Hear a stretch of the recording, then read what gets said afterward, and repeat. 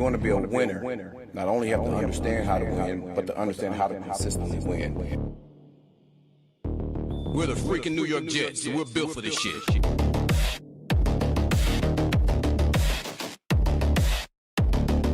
That's our brand of football.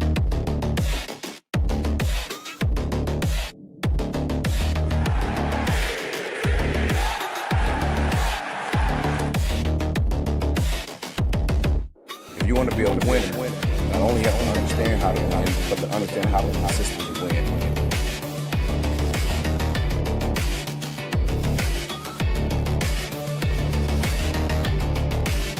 We're the freaking New York Jets, and we're built for this shit. That's our brand of football.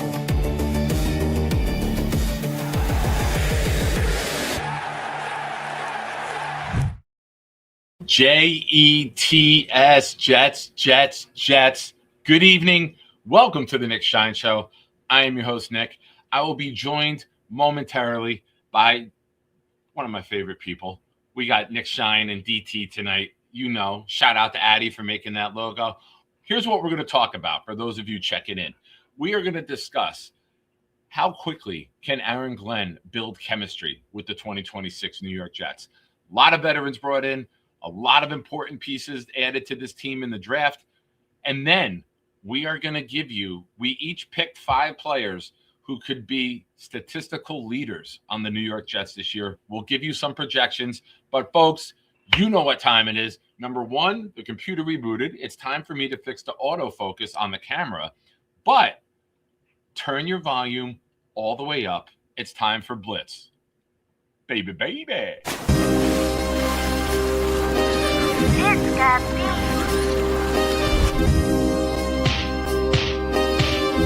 Gentry covered in football! Any day, any night, we all shine, bro. First class shine time, the Nick Shine Show. Anytime on YouTube, if you don't know, the Nick Shine Show, the Nick Shine Show. Dim the lights, but it's still bright as Nick time. Day or night, this is his prime, it's Nick Shine. Proud fan, well defined, sit your inline. Toe to toe with any show, he only got 9. The best show on YouTube, bro, is easy. We talk Jets all day, please believe me. Subscribe, you just gotta click a family. We not a click in 3D. You can see a beautiful DP. We see through the fake teams and the tea leaves. So we pray for a coach and a QB and hope that we close to the top in the new league. A toast to the host with the most licky. Who, me? Any day, any night, we all shine, bro. First class shine time, the Nick Shine Show. Anytime on YouTube, if you don't know, the Nick Shine Show, the Nick Shine Show. Fantastic. Fantastic indeed. For those of you just joining, here's what we got going on before I bring Dylan in. The autofocus didn't work. Son of a bitch. All right.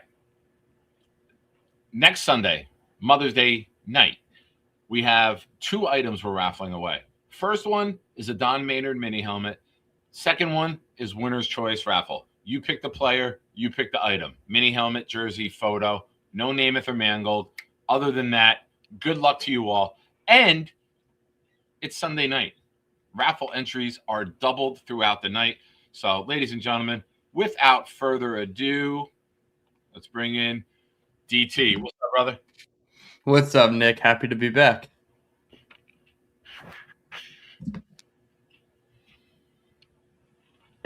Yeah. Oh, I thought you were trying to reach out to me, Nick. I'm sorry.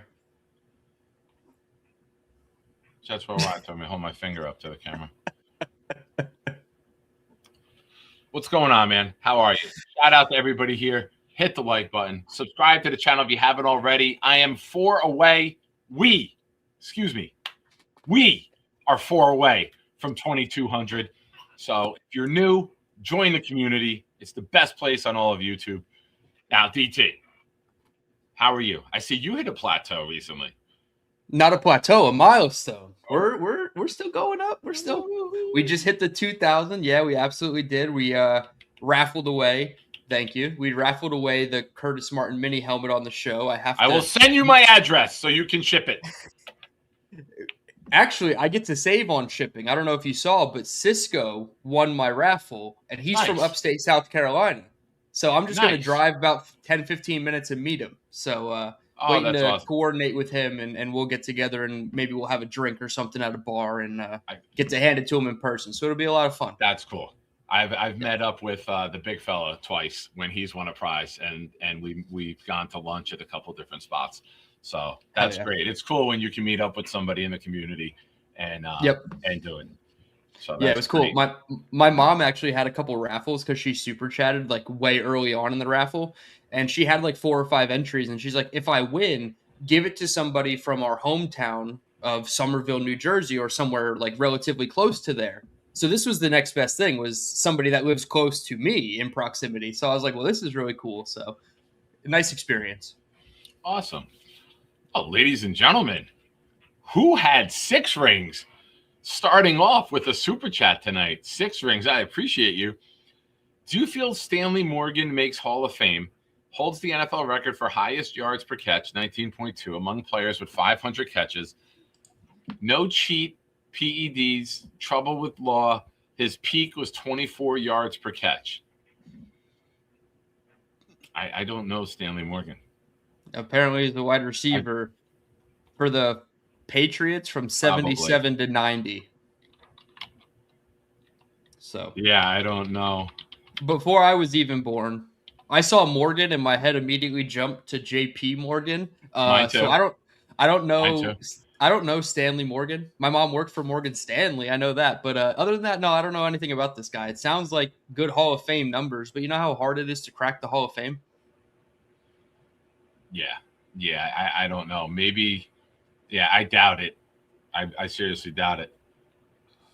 But thank you for the super chat. My buddy Jimmy's here. When are you coming to my place for some food? I've been there multiple times, Jim, but you got like late night hours. I'm in bed early, bro. You know, I love Carm. I used to live right next door over the daycare center and was there 7 times a week. But I will definitely try to get in there one day and see you. I'll message you to make sure that you're there. So I don't want you to be upset. But congratulations on the business. And, you know, I've known you for a very long time, and Carm as well. I wish you guys nothing but success with Jersey Pizza Boys, which is the best pizza in all of New Jersey. Maybe even more than New Jersey. Carm is top notch. Anyone who comes out, pizza. If you come out to New Jersey, I will bring you to the spot. We went there last year before we went up to New York for the draft, and yeah, it was phenomenal. Pizza's hard to find around here. I did find one where you walk in and there's Sopranos posters on the wall, so you kind of feel at home a little bit. And the pizza's good there, but it's like a 25-minute drive. So pizza is few and far between when you're south of the Mason-Dixon line. Yeah, that's it. While we're here, shout out to Boomtown, re-upping as a member of the channel. Appreciate you, Boom. Thank you, sir. You are the man. We miss you dearly. Hope everything is well. Rick Kent, member of the channel for 22 months. Stanley Morgan was a really good player, but he was a Patriot, so we don't care. Rick, I hope I delivered that last part in the tone that you desired it to be read in. Shout out I think to Rick. that was Appreciate you, man. I think that was the inflection he was getting off. Yeah, there. you had to do a little sass with it. Yeah. Had to do a little bit of sass. And also, I just saw this comment, so we got, woo! I'm fired up today. Hell yeah. I had a Juiced. cigar. It was good. You got your Happy. coffee? You got your Tim Hortons?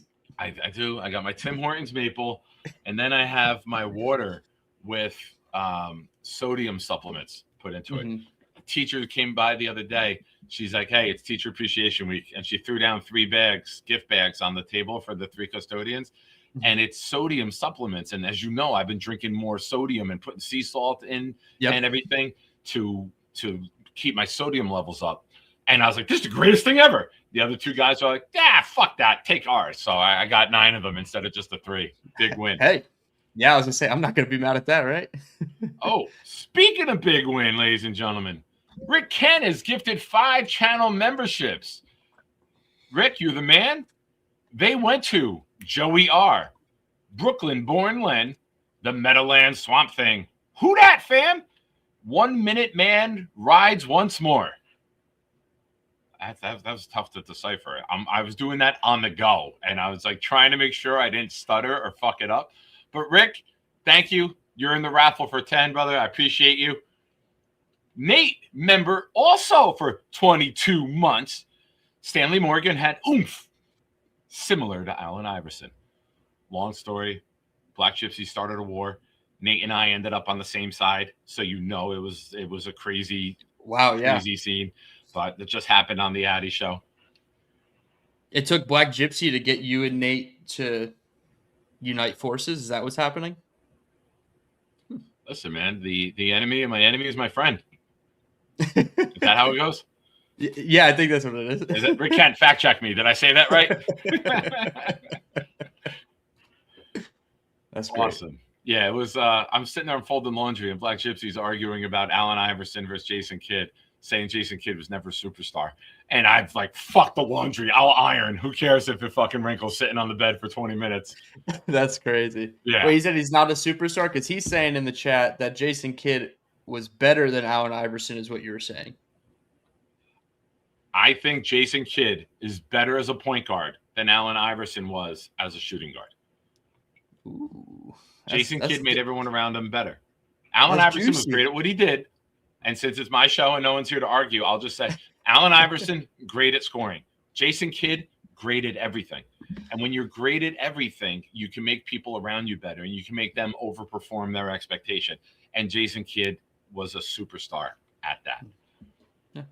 I won't argue with that fact. I won't push back on the who's better or not. I would have to dig deeper, and I'm not a big basketball guy, but yeah, I would have to lean Allen Iverson, but I understand where you're coming from. An elevator of the four on you. Well, yeah, if you're elevating the four on the court around you, it's also good. But Allen Iverson, I mean, he was just generational, and I don't think he had good talent for the most part. I know he had like a couple All-Stars, but I remember them trying to ask him who the All-Stars that he played with, and like he couldn't name any. He had Mutombo at center. That was it. The 1 year he had Mutombo, right? Or a couple years he had Mutombo. Yeah, he had Mutombo. Mm-hmm. There was some guy named Snow, right? Eric Snow was his point guard. Eric Snow, yeah. Iverson played shooting guard. That's what a lot of people forget. But because of his size, they always equate him with a point guard. Yeah. Was Theo Pinson on that team? Someone fact check me. Theo Pinson is popping into my head as part of that 76ers team that went to a championship. I think that was one. But listen, if I'm building a team in that era, point guards still, I don't know. Is that the right name? See, you're losing me already. Theo Ratliff? I'm already. Was it Theo Ratliff? Who was the? I don't know. Somebody said Jason wasn't a good shooter. I said Jason Williams was a good shooter, but the comment didn't go through. Theo Ratliff maybe was the power forward? Clancy's saying Ratcliffe, yeah. Thank you. All right. Clifton, Debbie Pinson. What? Oh, I love Kyle. I don't know the 76ers of early 2000s. Theo Pinson was I think it was a Tar Heel. Maybe that's why I got Theo in my brain. All right. Either way, I digress. Point of this is me and Nate collectively bitch smacked Black Gypsy, and he had nothing to do with it. He had no response. And the 2 times he said, Google it, I Googled it. It verified that we were right. And then he just went off on another tangent instead of accepting it. The truth. Oh, shit. All right, here we go. Big fella. Shout out to the big fella.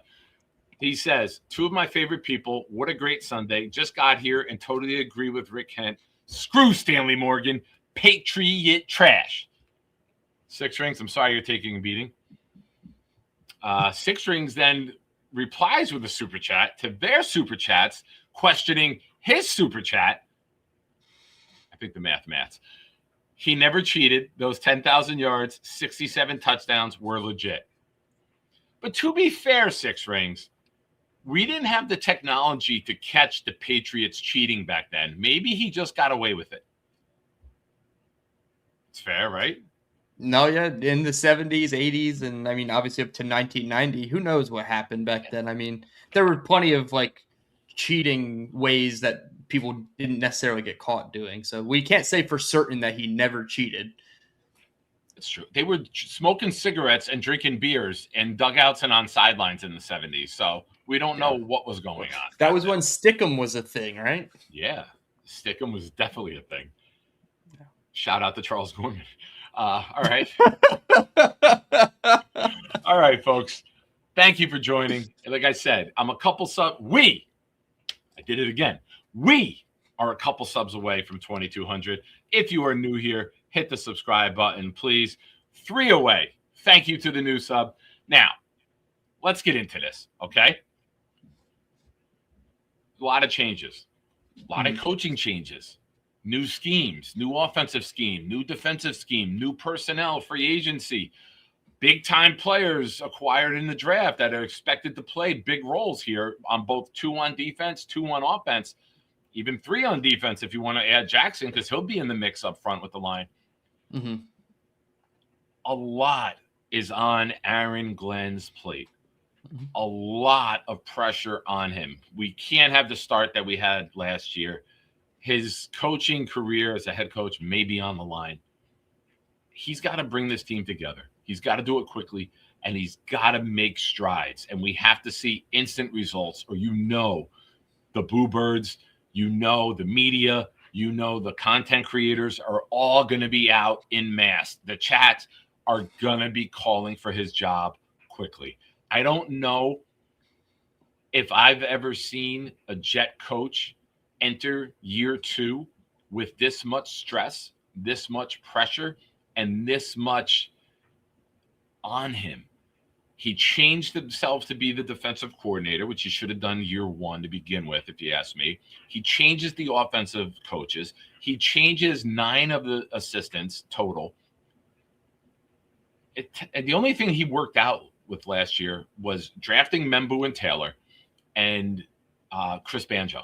It's the only decisions he made in year 1 that worked out. Now to change everything and have all of this pressure on you, it's not like the offense clicked and you had to upgrade the defense. Nothing worked.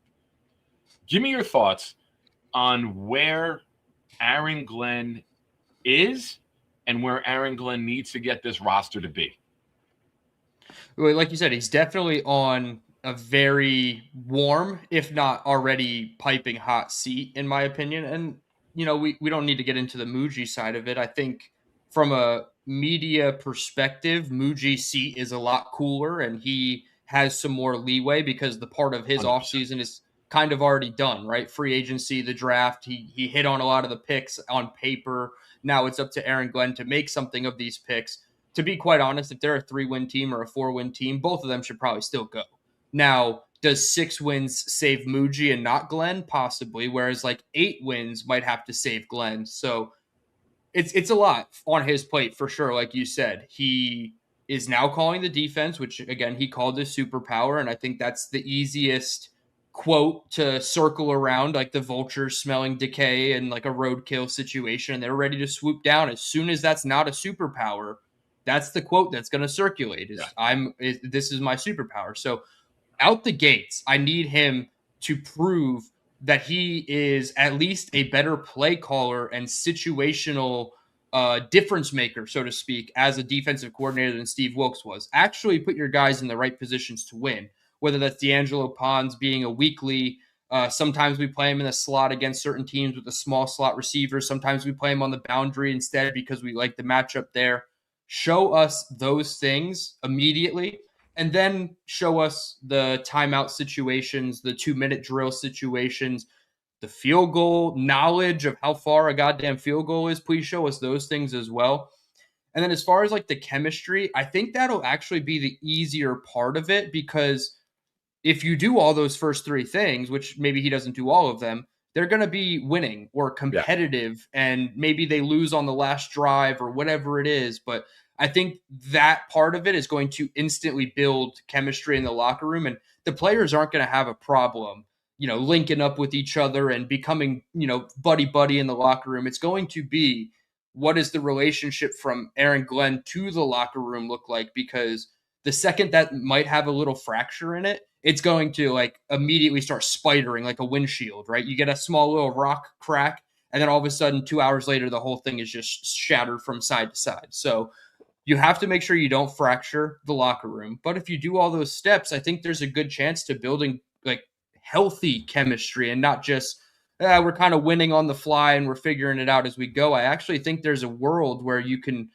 build it properly and healthy, but there's just so many hurdles to jump to do it that I understand people are already kind of throwing their hands up like, if he sucks this year, let's just let him go and get a new coach. Yeah. I'm trying to operate under the assumption that he's here in 2027. Now, obviously, he has to prove it, Agreed. especially, but I think that's the circumstances that I'm operating under. So I guess I'm giving him a little bit of grace to actually see what it looks like on the field, and not just July and August in camp and preseason, but like the first month of the season, the first 6 weeks of the season. Can you get to 2-3, 3-3, 4-3 even, right? We have a winning record for once in the month of October for the first time in what feels like 5 years. So yeah, I think it's those things situationally, calling plays, putting players in the right position. That's going to immediately get like organic buy-in, and that's going to build the chemistry. Yeah. One of the things that you said there that really jumped out to me was if things don't go right, I think that the Jets are now structured with Geno, with Demario Davis, with Minka, with Phillips, Tittman going into year 4, and I expect him to get a new deal before the end of June. When we get that lull, I think you'll see that negotiations start happening with him. I wouldn't be surprised if Tittman gets an extension before Brees even signs his thing, his tag. Now, you're having veterans here. You're having the guys, and I say Phillips and Tittman because the minute that Quinnen and Sauce got traded away, those are your 2 guys at the microphone every week. Those are the guys that stepped up. Those are the guys there. Now, they might not be the leaders on the field in terms of the best on the field with their play, but a lot of times those leaders aren't. DeMario can be. Minka can be. But I think that Aaron Glenn looked at what he inherited, looked at what he had, and looked at where he needed to get and said, you know what? I don't even care if this guy's older. I don't care if Minka's lost a half a step. We need to bring in more leadership. We can't have the youngest team in football and not have guys in here to develop that youth. You need your players to be leaders. You can't just rely on your coaches. Players could teach players. All right, let's go. We're going to the weight room. Then we're hitting the ice bath. Then we're going to go get the massages. Then we're not going to do what Deshaun Watson and Robert Kraft do. Then we're going to go back. We're going to go out to eat. We're going to get the position group together. We're going to go out to a dinner. I'm going to teach you guys how to be pros on and off the field. That's invaluable. Mm-hmm. That to me is so much just as important as learning what to do on plays, learning how to be a pro, learning how to get your body ready for the rigors of an NFL schedule week to week, day to day, practice to practice.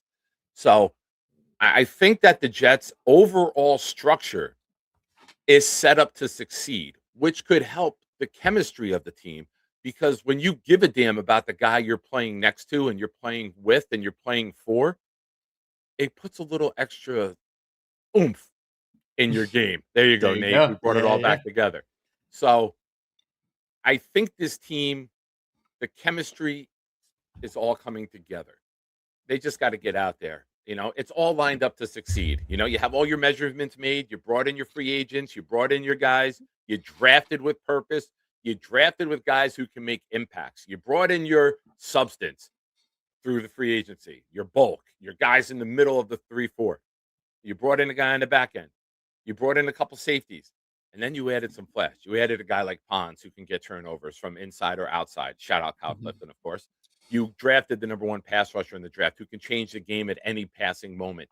You drafted the top tight end, a guy that I've called the best weapon in this draft in the passing game, because not only what he can do, but how he can open other players up as well. Hashtag Diana Rossini quotes. Then you double dip and you bring in Omar Cooper Jr., who's number 1 with yards after catch. Mm-hmm. You brought in your flash and you drafted or you used your free agency for substance. So all the makings are there. All the measurements are laid out. Now it's up to the coaches to bring it all together, right? Yeah, one of the terms, and this is one of the things about Saleh that I thought he actually did right in the team building process when he was here, is he brought in what he called flag bearers, players like Solomon Thomas or Quan Alexander or Laken Tomlinson, that they understood the type of player they were, who can help trickle the message down from the coaches to players 40 to 53 on the roster, right? Who can get through and tap into the practice squad players.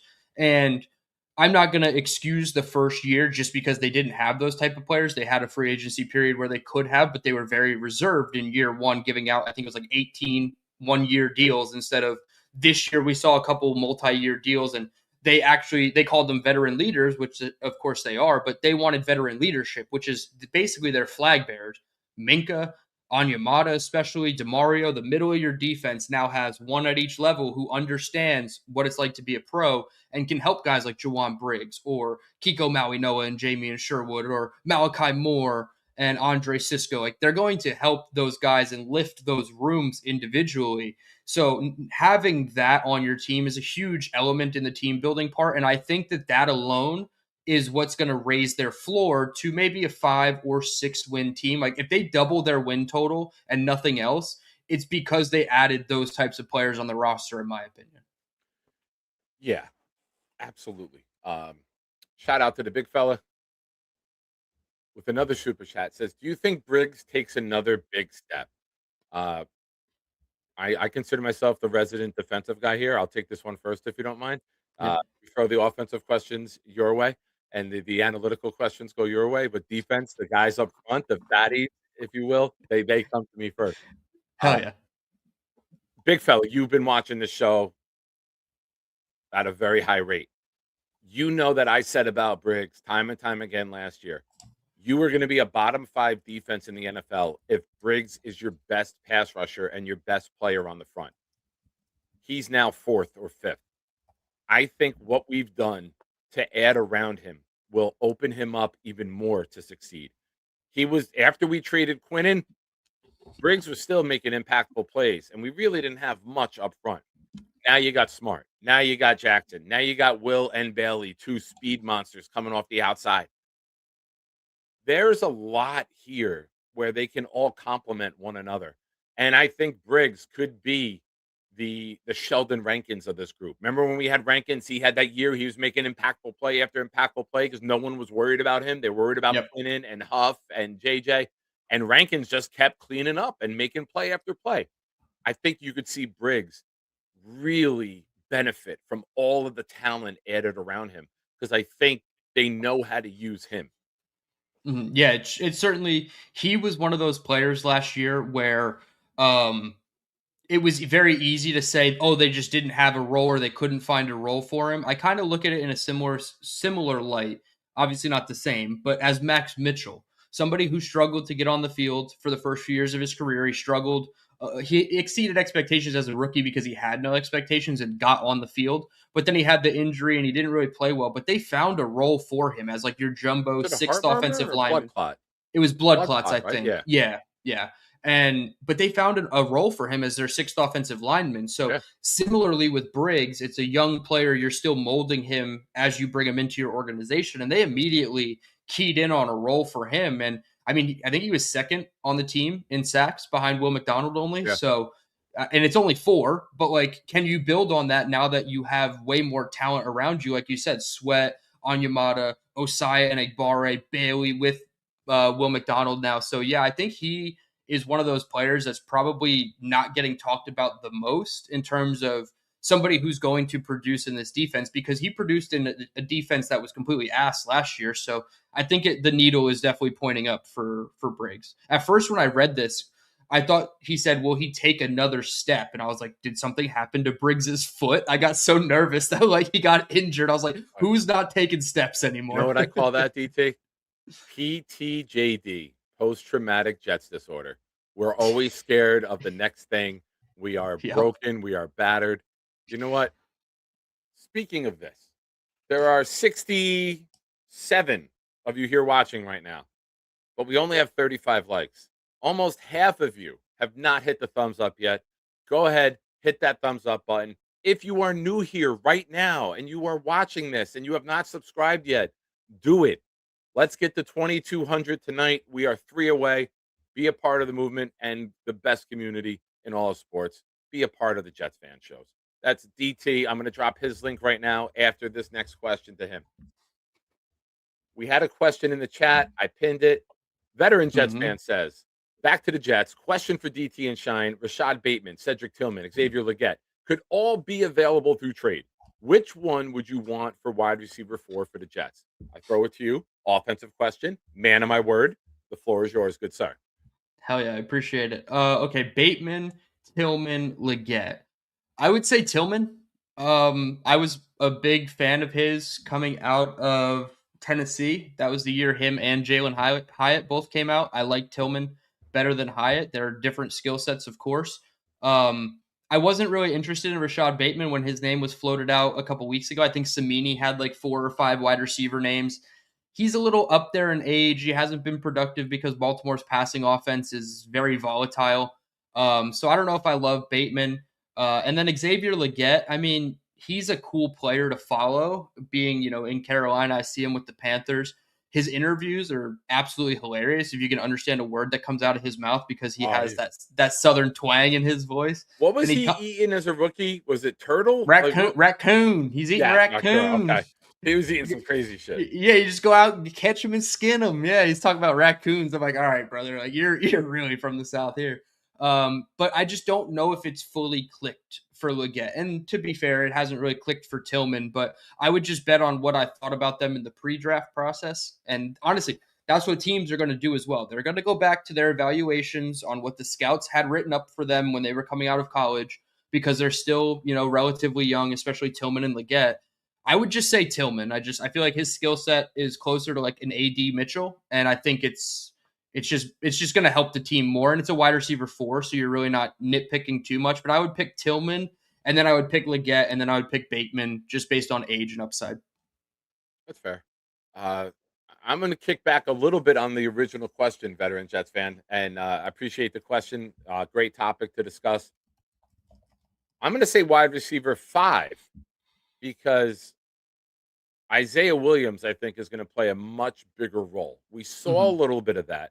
And maybe a 5B because in a lot of formations, Sadiq is going to be lined up as a wide receiver. So I think Sadiq is that hybrid of wide receiver, tight end, and you're going to see a lot of that. And you're going to see 4 wide receiver sets with Garrett, Mitchell, Cooper, Sadiq all wide, and maybe Taylor in tight, or Brees, who then flexes out and we go 5 wide.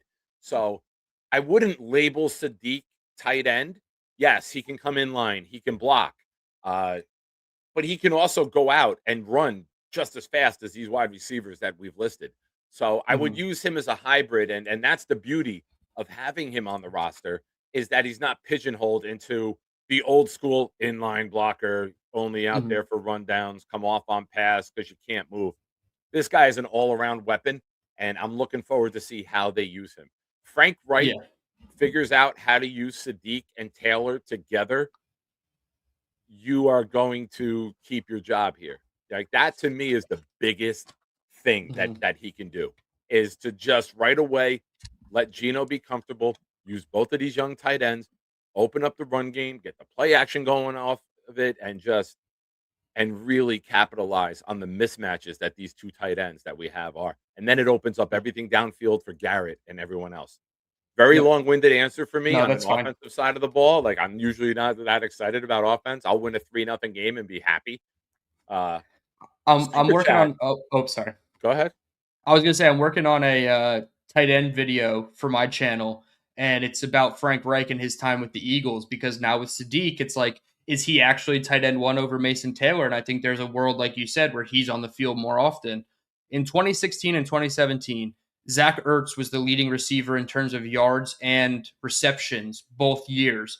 816 and 4 touchdowns, and then 824 yards and 8 touchdowns on only 13 games in 2017. But he supported having a 3 tight end rotation with Trey Burton. I don't know if you remember Trey Burton. 327 yards and 1 touchdown in 2016 was 6th on the team in terms of yards. And then the next year he had 248 and 5. While also Brent Selleck, who was 31 and 32 years old, was averaging about 150 to 175 yards as tight end 3 in production. Then you go down to their snap count. Ertz was playing anywhere from 65 to 75% of the snaps. That's probably going to be Mason Taylor if I had to guess. 38 to 41% was Brent Selleck. So he's on the field as tight end 2. I think that would be Kenyon Sadiq at 40%, 45% even. And then Jeremy Ruckert is your 25% player as tight end 3. And he's on every one every 4 plays, essentially. So there's a world where Frank Reich utilizes these guys, and you pair him up with like a Seth Ryan in terms of innovation with play calling. You have 12 personnel with Sadiq and Taylor, but you're running 11 personnel concepts out of it. So I do think that there's a world where Sadiq is like weapon 2 or 3 on the team, and the title of tight end doesn't really apply. Yeah, good point. Shout out to Alan for the super chat. This team still needs a starting free safety. Who could they get? Who might shake free during training camp? Can't wait for training camp. Nick, are you going so you can point me to my car after? I tell you what, if you come up for training camp and it's a Saturday and it's one that I'm going to, we will go up together so I know where your car is and I can get you there afterwards. So at training camp, there's several different lots. Mm-hmm. And we were together in the first lot. But when they drop you off, they go reverse and they go to the last lot first. And he got off there and couldn't find where the first lot was for his car. And as me, Nikki, and my friend Barry were pulling out 2 years ago, we saw him and I'm like, oh, bro, you got to go down there. So, but thank you for the super chat and tremendous job bowling the last couple of weeks. I've seen your scores on social media. Kick-ass bowler. Hell like yeah. 280s. Like he's missed like one strike, perfect game. Oh, is this Alan? It's Alan Dodds. I recognize the last name and then I see the picture. I'm like, that's Alan. Okay, yeah, hell yeah. Shout out Alan. We met him at the Steelers game, I think it was last year. Yes. He was there for the Talking Jet event. Yep. Hell yeah. But he's asked about the free safeties who are available. Oh, correct. I had to pull it up. I didn't know what the list looked like. It's pretty scary. I'm not going to answer as to who could shake free because I just truly don't know like depth and how coaches feel about their players. It looks like Jimmy Ward, who's 39 years old, is the top available free safety. I don't know if I would do that. His market is only 1.5 million, so you're getting him on like a vet minimum. But other than that, it's pretty slim pickings. I don't think. Yeah, I mean, maybe Melon Fonwu if he wasn't signed. Is Taylor? How many are you going to have? Well, yeah, exactly. Because they brought back Cisco. I think Brownlee is going to play a little bit of a hybrid, right, in certain sets. Then you got Cisco, Belton, Moore. I think they just kind of go. Which one? VJ Payne. The Payne. Let's see if he makes the team, right? Oh no, he's making the team. You think like guaranteed? Oh yeah, Does he bump any of the other guys off that we mentioned? Let's get into it. We're there now. We have 9 toes in the water. Let's go all in, baby. So hell yeah. All right, you said that with confidence. I do think so. Right. I think all draft picks make the 53. Okay. He's really the only one that would be in question because you're not going to do the gymnastics with Cade Klubnik and try to get him to the practice squad. You're just going to keep him. Like you're just going to roster him even if he's your quarterback 3. So I do think all of them make it to the 53. VJ Payne is going to be highly loved by Chris Banjo. And there's just versatility to his game where he can play the slot, instead of Brownlee or Pons. They just have like a matchup guy in VJ Payne. The way he plays against the run is fierce. Yes, I agree, VJF. I would take Payne over Cisco, but they play different roles. Cisco is more your free safety, and Payne is definitely more your box safety. I will say this about Cisco. With a better front, with a better pass rush, I think he could be more effective. Now, it's not a high bar to clear with what we saw last year. He got hurt early on in the season as well. I think that he could benefit the most out of anyone on this team from everyone else's performance. He's that guy that, a running back benefits from a great offensive line. The safety benefits from a great pass rush. And Minka being back there, too, will help out greatly, and being in the film room with him, too. I think I'm more excited about this team during the week than game day, because I think that they're going to grow so much during the week that from week to week, we're going to be like, who the fuck is this team? Because they're going to put in the work and they're going to have the film study. They're going to have the feedback from players. It's not going to be like guys sitting there like, oh shit, what are we doing? Oh my God, how are we going to stop that? These guys in each room all have experience on how to beat a good opponent. So yeah. It's very, very valuable. Now, And when you look at something- Cisco in Jacksonville, he had a decent defensive line in front of him. They had Trevon Walker, they had Josh Hines Allen. Like, they had enough pieces to get after the quarterback to make their jobs on the back end a lot easier. And we see that. If you can't get to the quarterback, he has all day to throw. Somebody's going to get open and abuse your corners and safeties. we saw it when New England put up 5 touchdowns on us in the first half. They're running slant routes, and they were wide open because we didn't have any ability to get to the quarterback, and they could run 4 or 5 second routes. So now that the pressure is coming, sorry, big fella, I'll never say it again. I'm sorry, my friend. It's funny because good teams say this about their programs and it just gets brushed under the rug. But the second the Jets organization or somebody associated, we get that PTJD again. And it's like, oh, you said the words. Well, it also goes with all gas, no brake. Like a third of the league uses that. Yeah, We heard it. We're like, it's ours. It's ours. We're the first team to ever say it. It's ours. It's ours. Yeah, No, yeah. chill. A lot of teams. Iron sharpens iron. Same thing. I mean, hashtag Diana Rossini, all ass, no ring. What? Oh, this story just keeps there's it's an onion. It's an onion of a problem going on over there. Yeah. He saw that onion and brought a tear to his eye, and he said, "Fuck the world, let it burn." Peter with a question: did I want Reese or Bailey? Peter, I wanted Reese. I don't have anything against Bailey.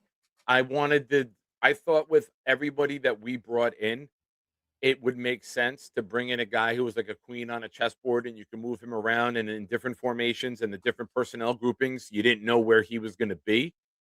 But I also saw the logic in just taking the pure pass rusher because we have so much bulk. You could use that speed off the edge. But yeah, I was definitely Team Reese.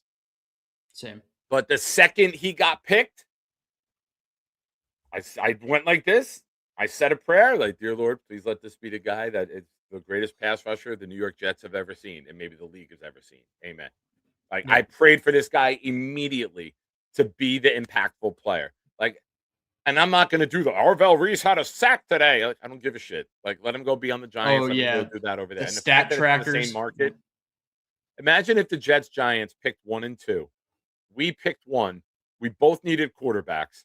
And then this is what it's going to be like. It's going to be to that level where everything's going to be micromanaged. Everything's going to be, well, he played this percentage of snaps this week versus Bailey only played this percentage.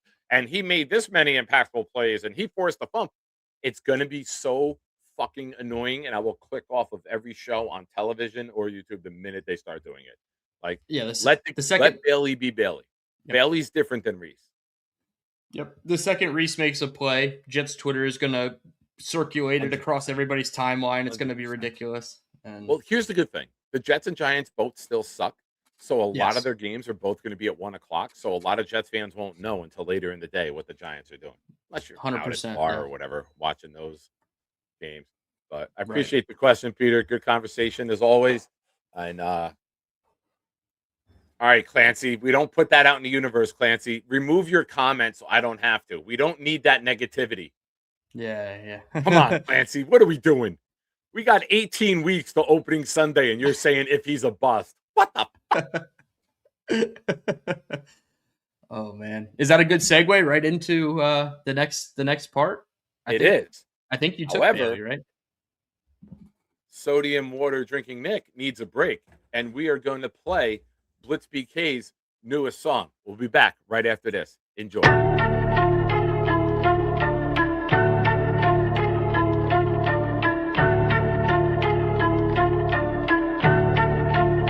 Yo.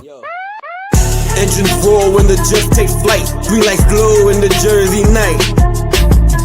Skyline lit when the squad ignite. Gangrene rolling near the Jets take flight. Yo. Every show we bring the Jets all through the speech is clear. Real fan talk, we survive rebuilding years. Seen quarterbacks come, we seen them disappear. Still solid with my team, no bandwagons here.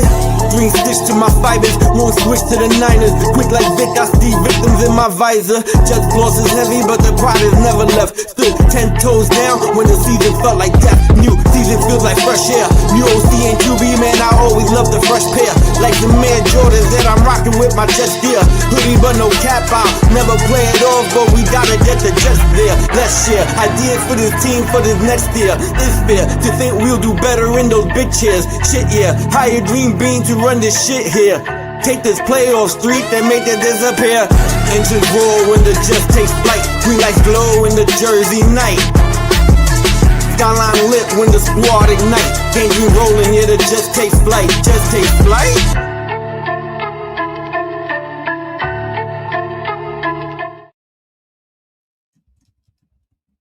Good Hell shit. yeah. That was If great. you are a channel member, drop that Blitz BK emoji. Also, I gifted 5 that went to Aurora, Barry Beck, Orb 999, J5858 Jack, Jerry Moore 1981. Folks, again, it's Sunday night. It's Shine Time in prime time.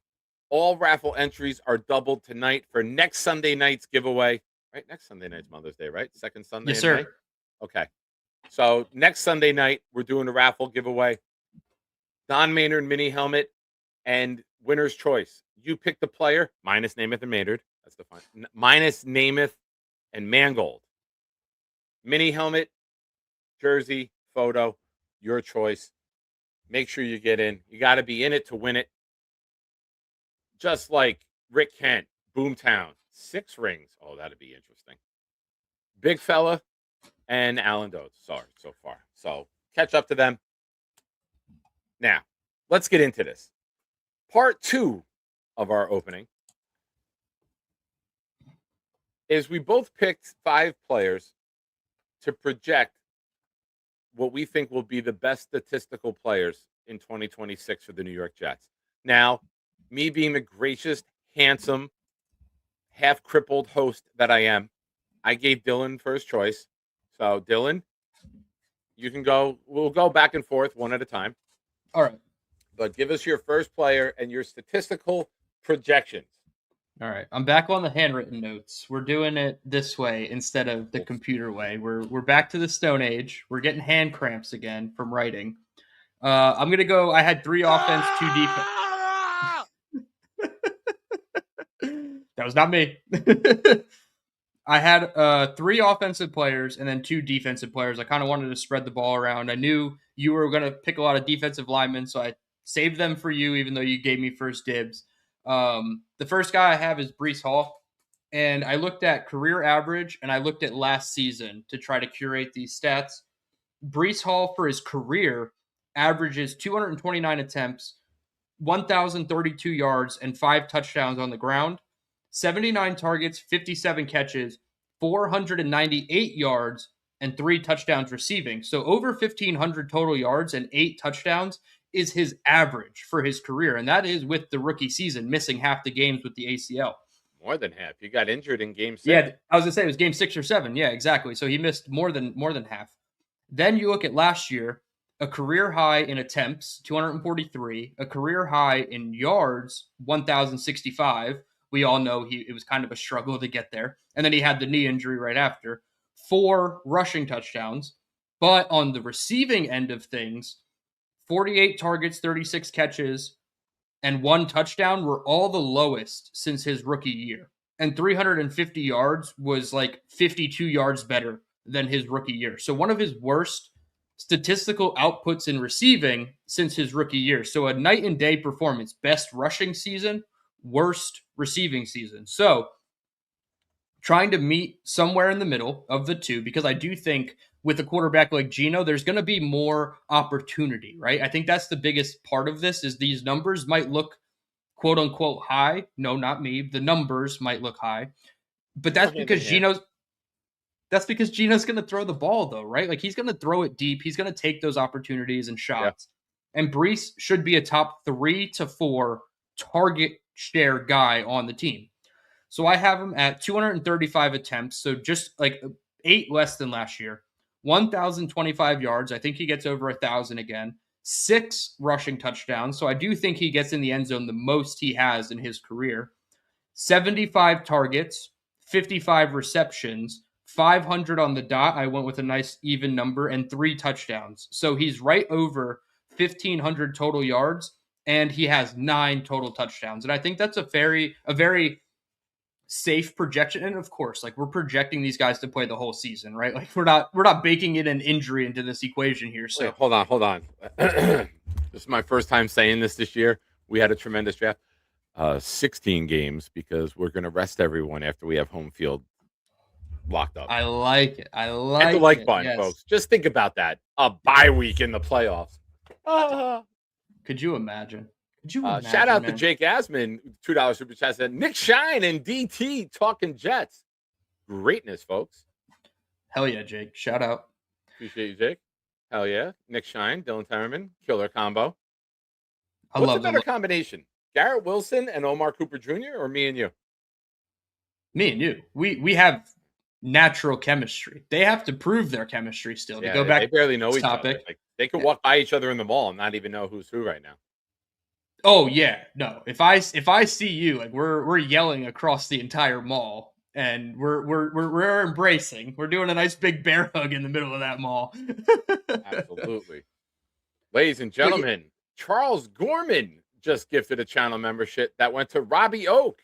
Charles is in the raffle for 2 for next week. Veteran Jets fan with a great comment. NSDT sounds like a venereal issue. So does VJF. Let's kind of be honest. Yeah. Anything that starts with a V, immediately you have it in the word. Like, V is venereal. So, Absolutely. Oh boy.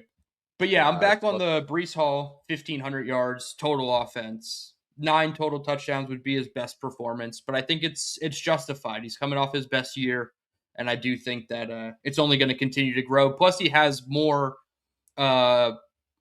more reasons, not excuses, but more reasons to perform, especially if he doesn't sign a deal and he is playing on the tag. Yeah. Shout out to Lasso saying new sub, had to support my boy. Appreciate you. For those of you here in the chat who have not already subscribed to Dylan's channel, I pinned that link. That's there. When you get a moment, go subscribe to his channel. Super chat from Kyle Clifton. I don't want the extension though for Breece. Running backs are disposable now. Yeah, it's a fair comment. I mean, I'm still leaning that way. Yeah, you can find running backs. Yeah, you can get it absolutely. With $300 million. You can make the argument that there's money to be given to him. ACL injury. I'd rather see him take on the big workload this year. Yeah. And be an impactful player and then get it. But I am leaning towards, if I had a bet, I would say it's 51-49 the Jets give it. Yeah, I would agree there. And honestly, more so than the injuries with Breece, I actually care more about his attitude. Like, what is your attitude when the team is 1-3 or 2-4? Like, that's a bigger issue to me than the ACL, because he is a couple years removed from it. Now, legs on a running back, you have to watch no matter what.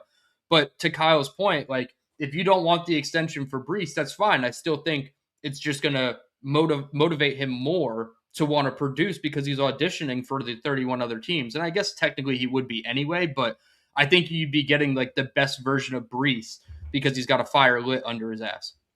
I wonder if it's against like NFL player association policy. Can you put stop bitch tweeting in a contract?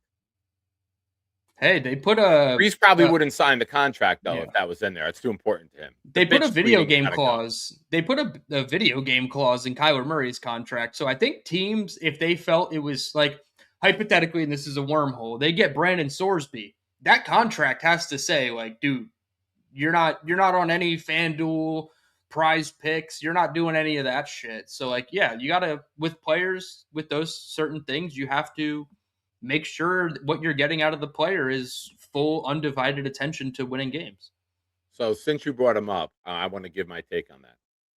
I have zero interest in Sorsby, and here's why. Mm-hmm. As an addict, I know how difficult it can be at times to focus on the task at hand, because the mental anguish and hell that comes with an addiction.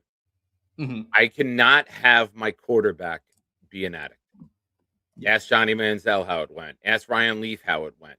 I can't sign off on get now. He's very talented, but you have to be great in the meeting rooms. You have to be great in your preparation.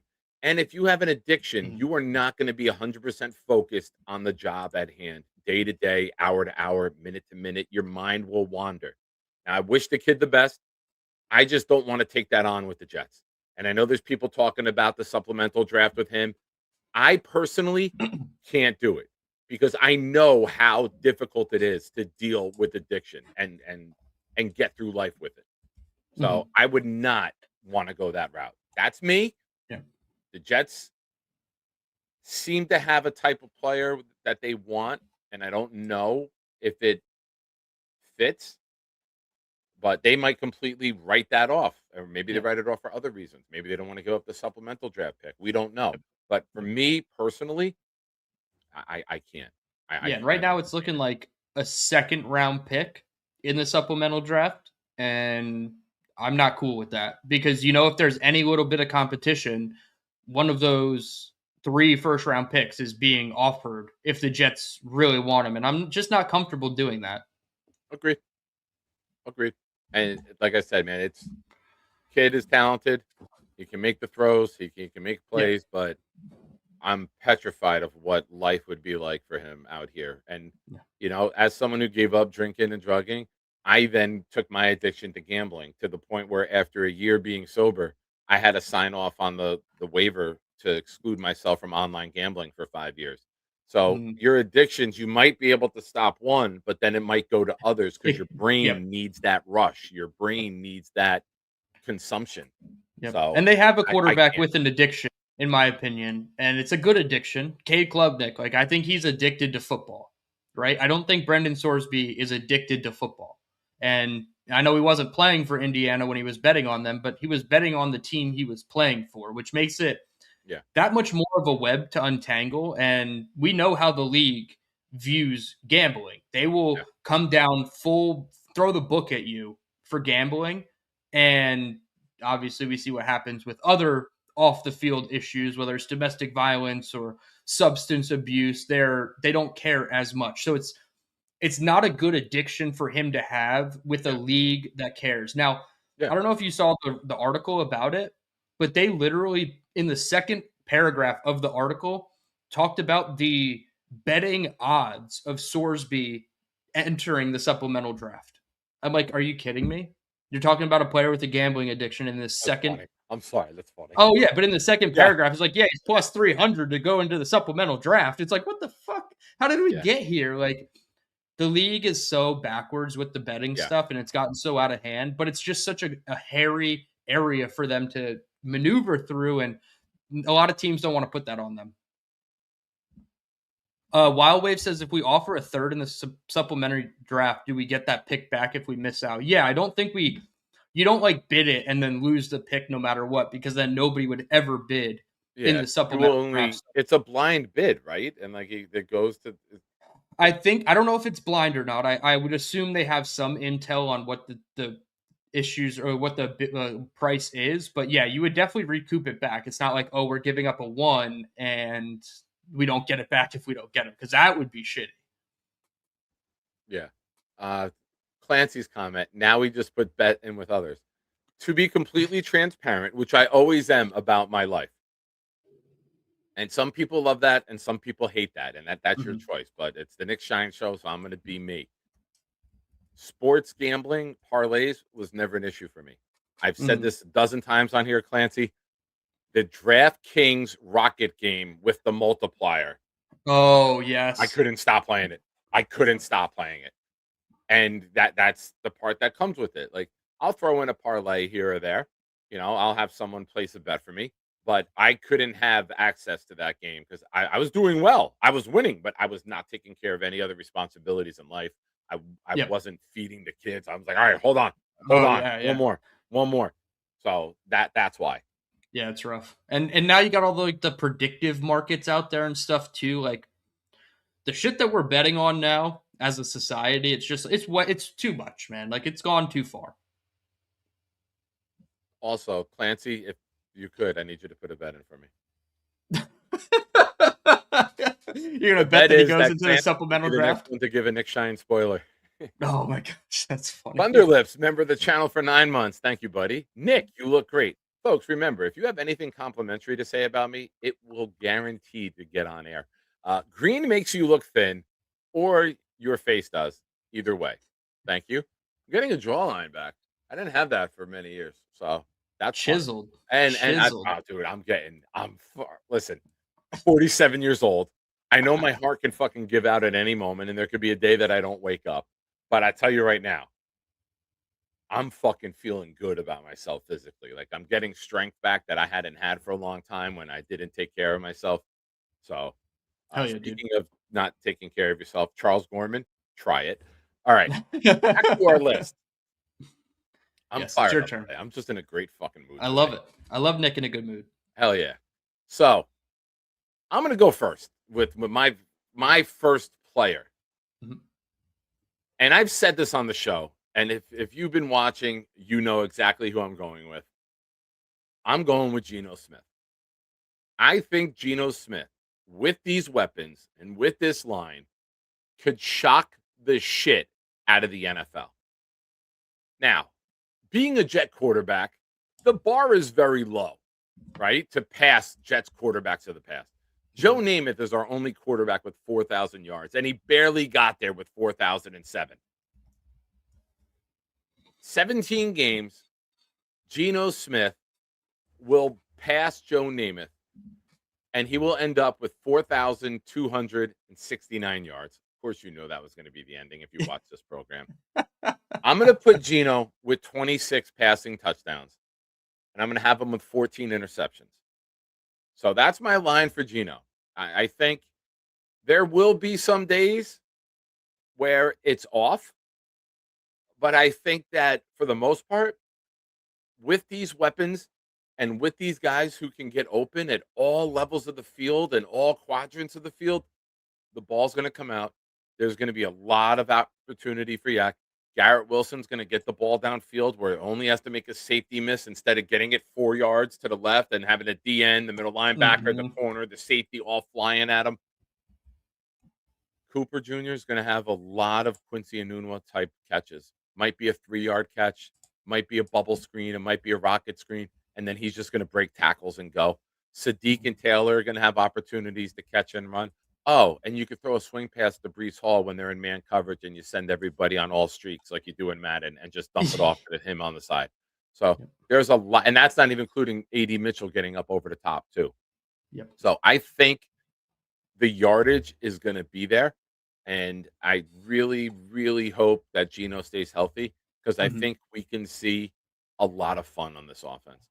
I really do. I think as Jets fans, we might be hesitant to believe in this because it's been so long since we had a credible offense in the NFL. The last time we had a good offense was the 3 games with Sam Darnold and Adam Gase where we scored 34 points 3 games in a row against the Raiders, the Redskins, and the Giants. One of them was the game where Jamal stripped Daniel Jones and returned it for a touchdown. So I get it. Jets fans are hesitant. They don't want to buy in. They want to see it to believe it. I get all that. But 69 watching, nice. Thank you, Mace, for pointing that out. You know damn well if you compliment me or you put that number in the chat. If you are not subscribed to this channel yet right now, please do so. We are 3 away from 2,200. Would appreciate if we can get there during the stream tonight. Also, hit the like button. We got 70 of you watching. We should have 70 likes right now. I'm going to refresh it and see what we're at. Never that. So, Never that. So with your Geno prediction, I don't know if you went as far as like completions and attempts or anything like that, but okay. So again, kind of back to the betting thing. His last 4 years in terms of attempts, 572, 499, 578, 448 last year. Does Geno go over or under 500 attempts?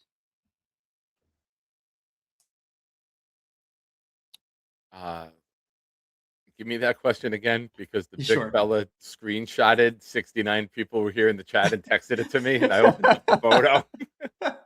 69 will always distract Nick, but that's okay. The last 4 years for Gino. Yeah, I'm not kidding. He I love screenshotted it. and sent it to me. I love it. The last 4 years for Gino, just in terms of attempts: 572, 499, 578, 448. Does he go over or under 500 attempts?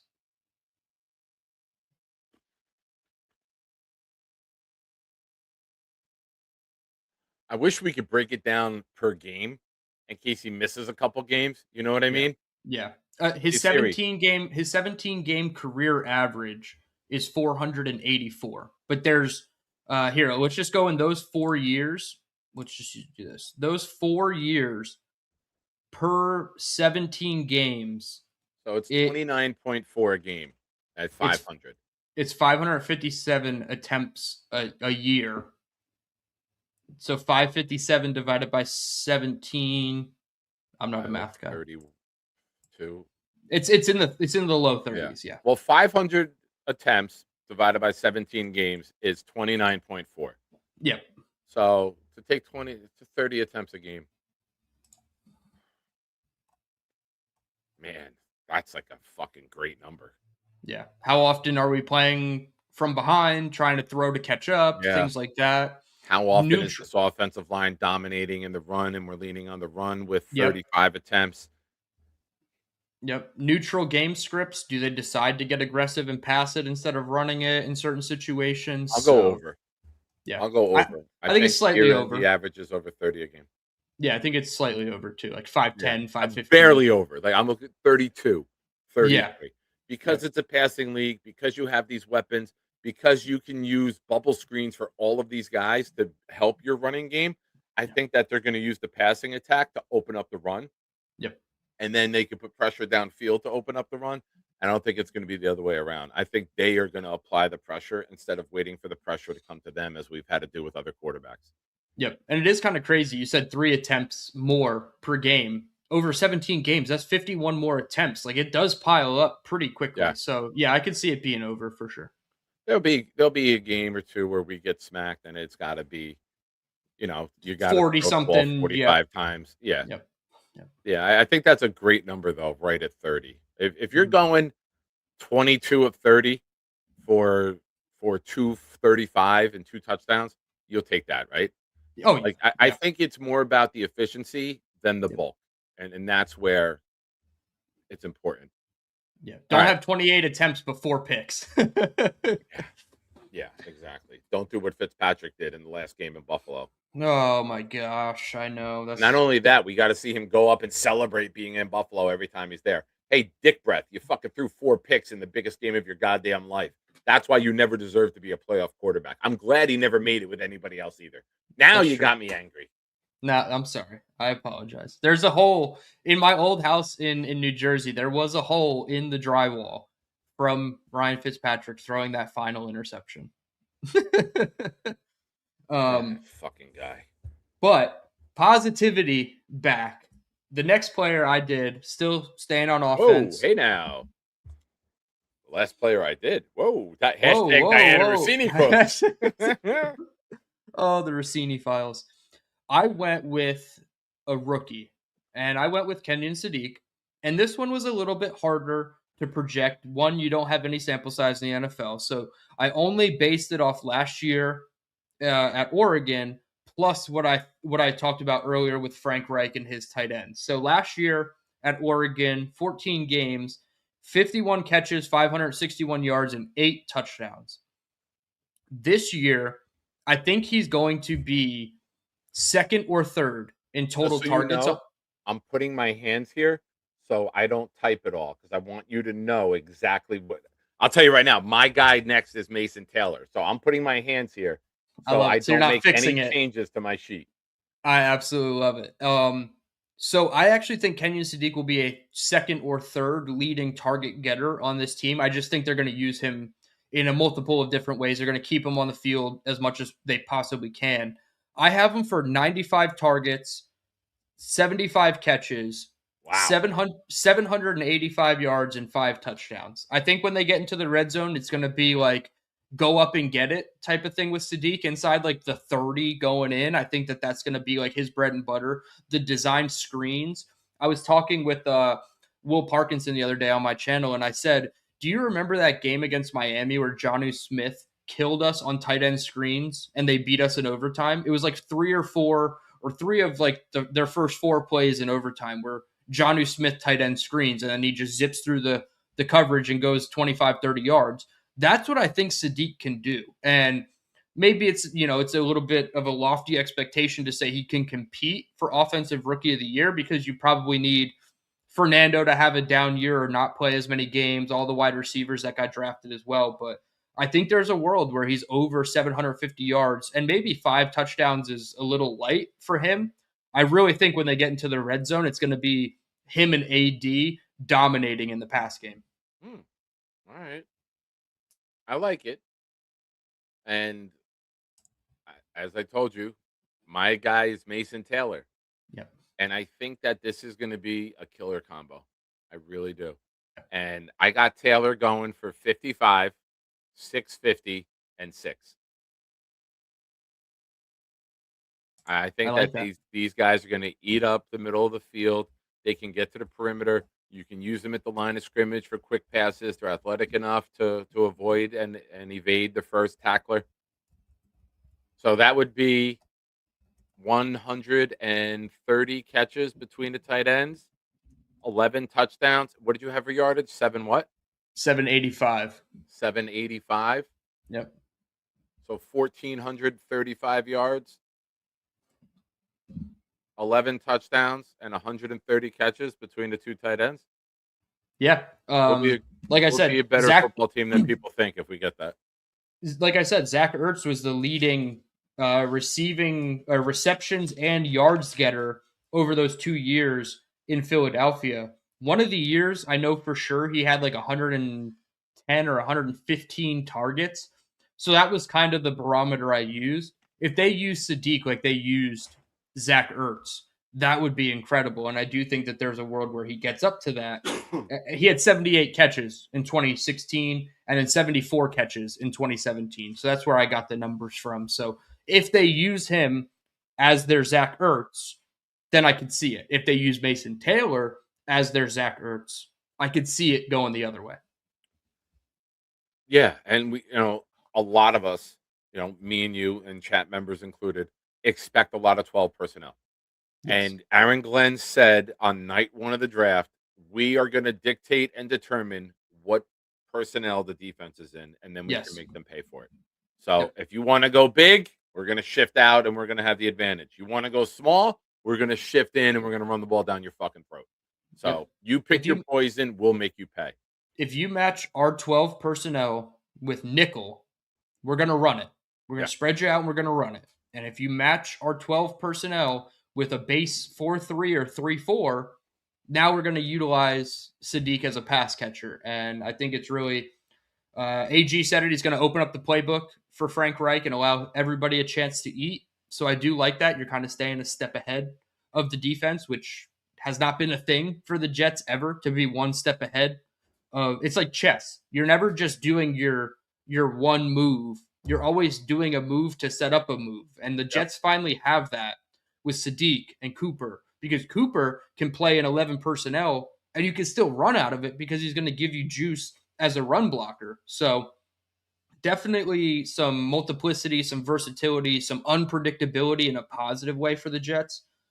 We did all that. We had 1,400 yards for the tight ends. I had 500 for Brees as well. So we're already at 1,700 yards, and now we're getting into the big dog of Garrett Wilson, who is my 3rd projected player on the offense. Okay. Garrett's career averages 155 targets, 92 catches, 1,065 yards, and 5 touchdowns. That's including last year where he only played 7 games. Those are insane numbers for a guy who missed more than half of a season last year. Dylan, excuse me real quick. Yep.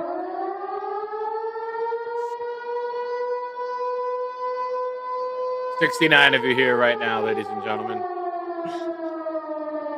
It's a 5-alarm fire. That's it. That's what we'll do. Thank you, big fella, for creating that Nick Shine Show segment. Absolutely, that was great. But Nice. last Hold on. year, Hold oh, on. Sometimes a comment. mhm. Rossini has a wide 9 scheme. Nice. I Well love it. done. I Well love done, it. veteran Jet fan. Air Folks, raid offense, all about going deep. before we get deep into Garrett Wilson, we got a couple things to announce.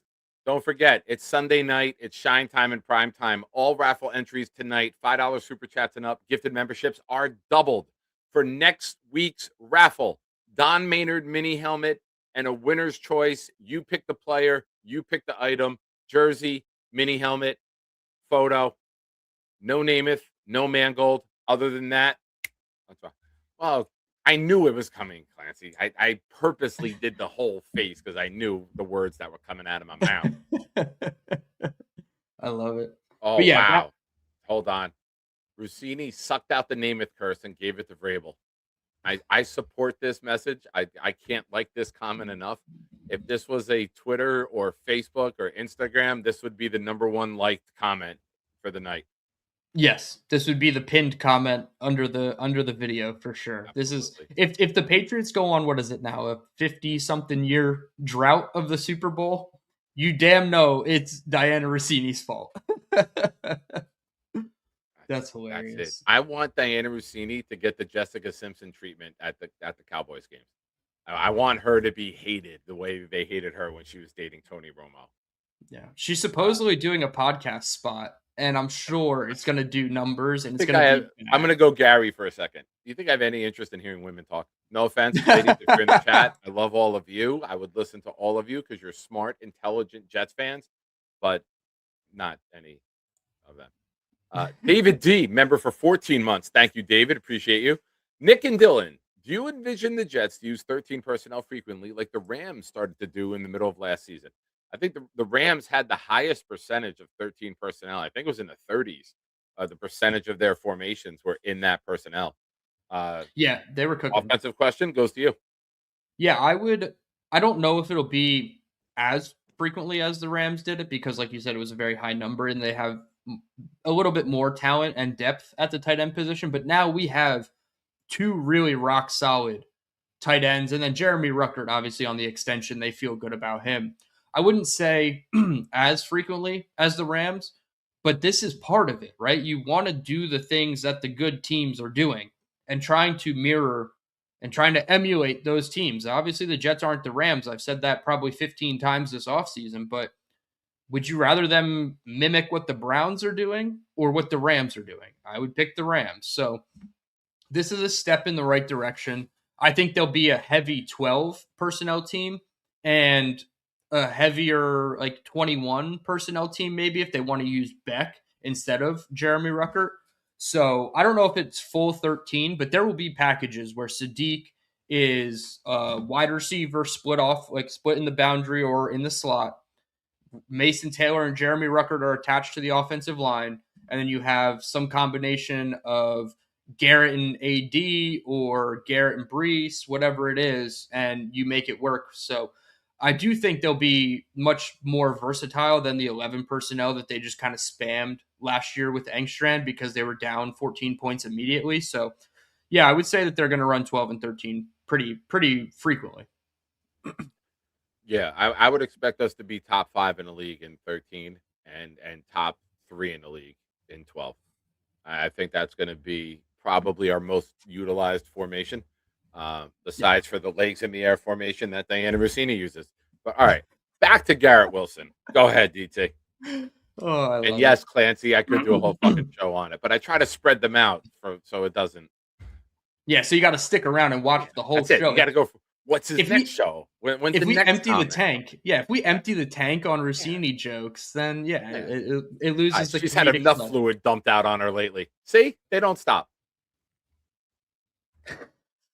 You can't even say one word without some kind of thought process back to it, which is just amazing. And the Jets are for once not the butt of the joke, bro.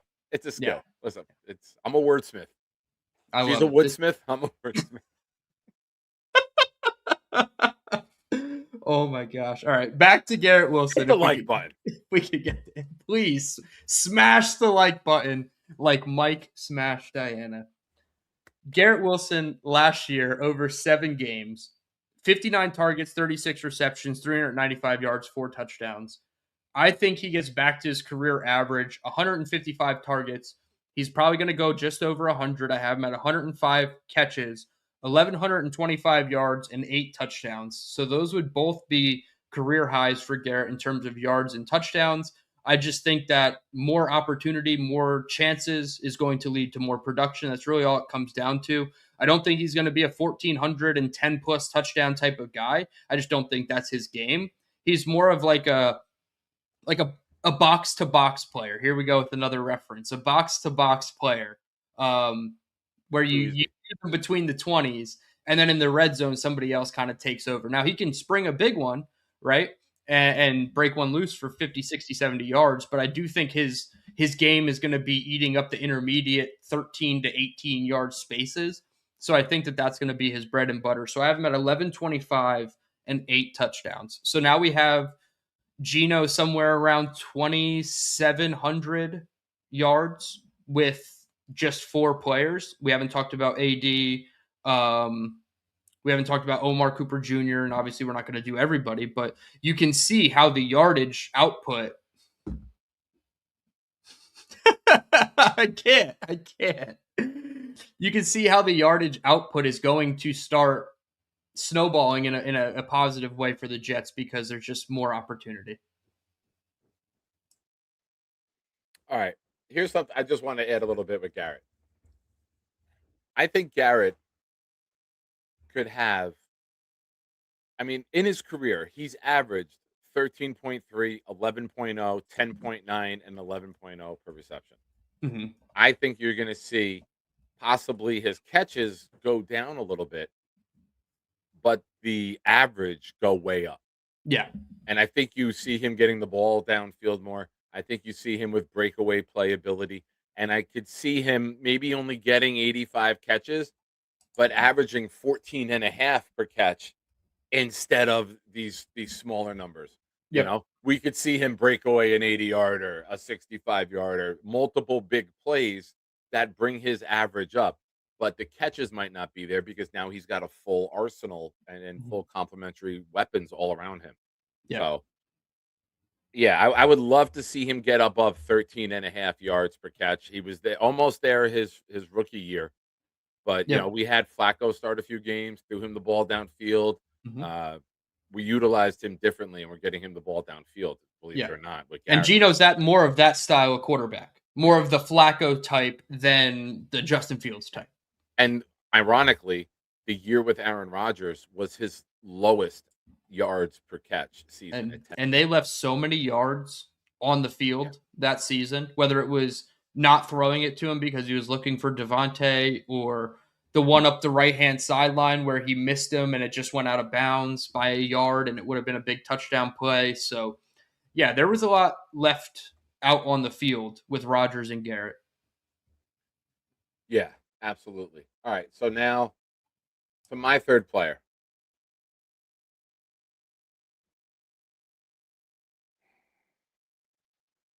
We're going Will McDonald. And I'm going to double dip here, okay? Okay. I'm going to combine my third and fourth player into one category. I'm going to put Will McDonald and David Bailey together as the edge rushers. And I'm going to say right now between the two of them, and in Will's 3 years, he had 3 sacks, he had 10 and a half, and he had 8. Between Bailey and Will, I'm going to say we get 25 sacks between the two of them.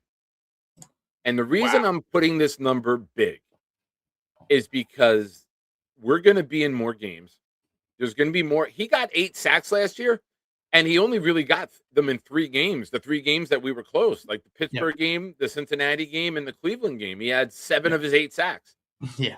So when I'm looking at Will McDonald and having those opportunities, I think Will can get to 12 to 14. And I think Bailey can kind of match him. And I think it's going to be like Ben Rice and Aaron Judge in the month of April. They're going to go hit for hit. These two are going to be chasing each other down and who can get there faster. There's going to be swag brought back to the New York Jet defense. We're going to have a good run defense. The passing opportunities by the other team are going to be longer situations to convert. It's going to be 3rd and 8s. There's going to be 3rd and 12s. You're not going to see as many 3rd and 3s and 3rd and 2s and just run the ball and get a yard, do the little quarterback keeper, move the chains. We are going to be able to stop the run, which is now going to free up 2 elite pass rushers to do what they do best more often. So that's where I'm at. I'm going big.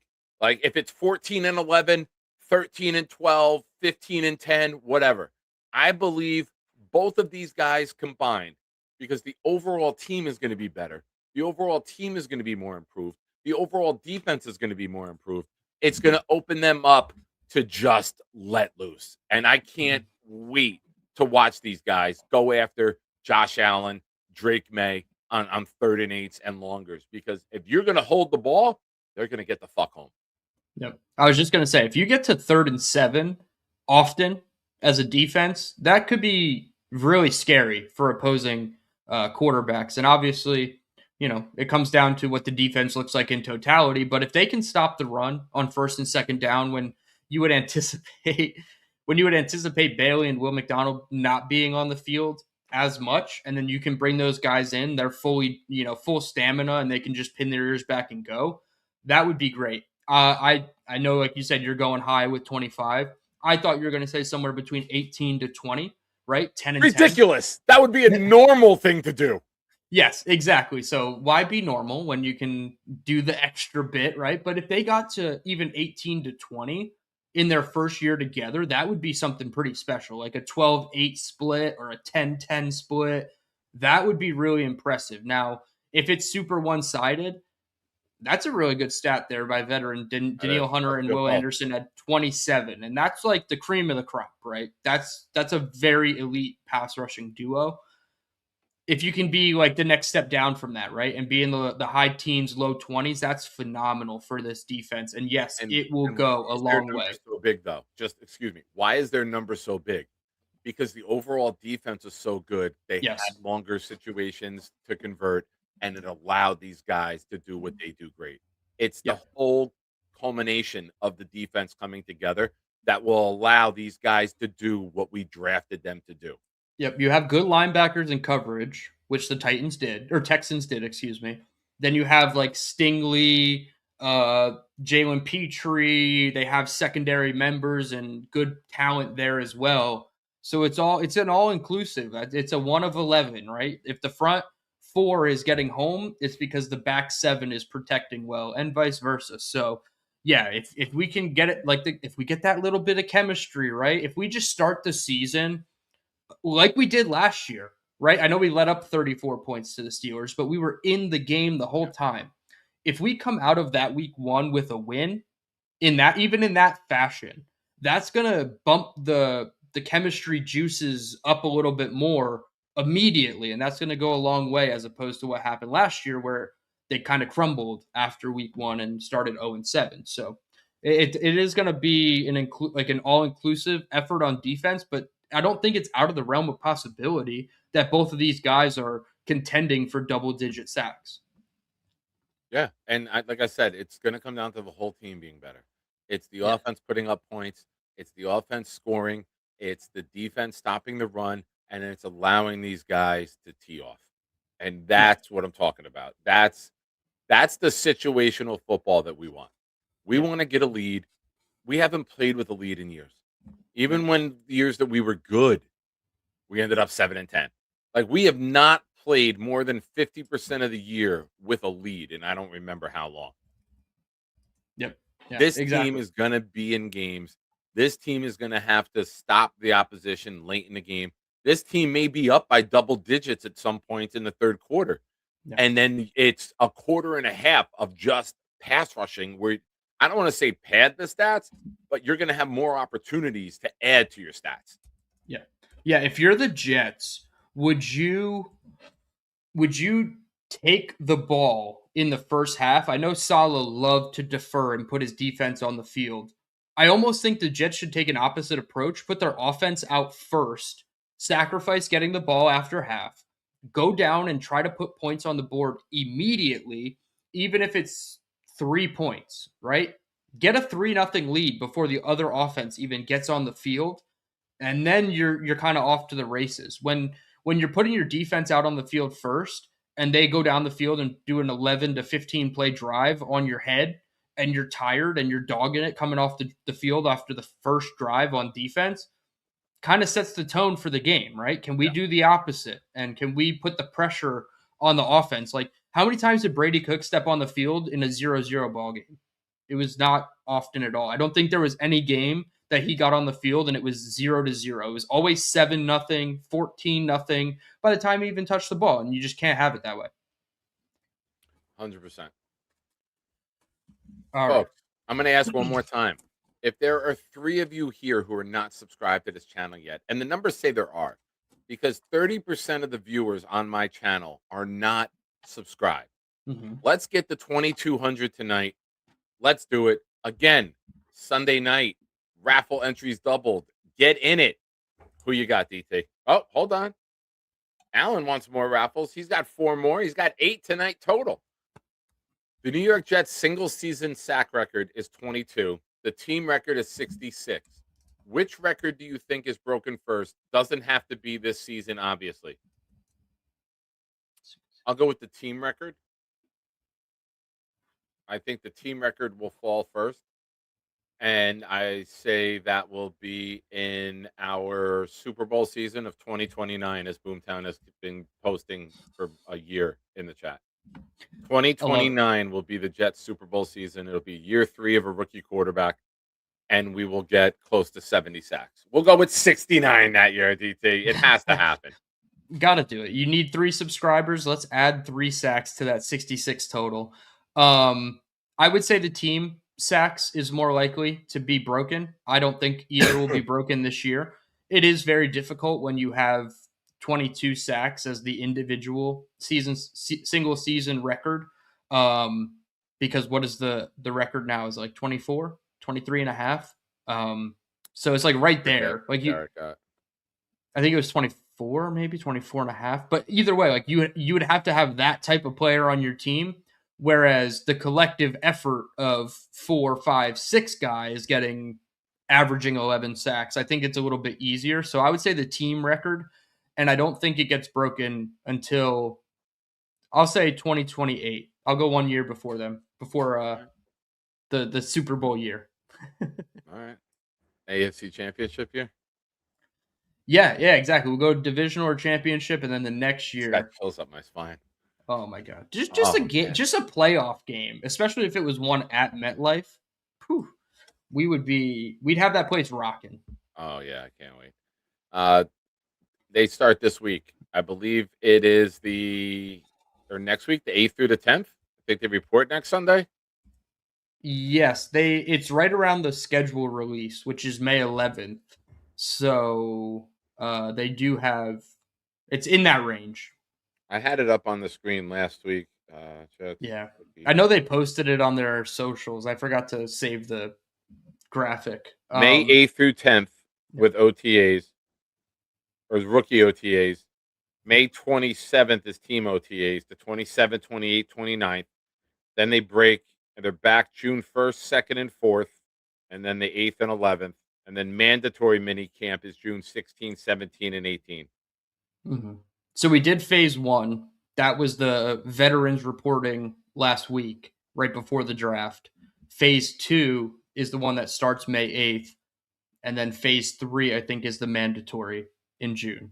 So it's all going to happen quick. It's coming faster than I realize. I mean, that's a questionable line there, Dill. That's a questionable line there.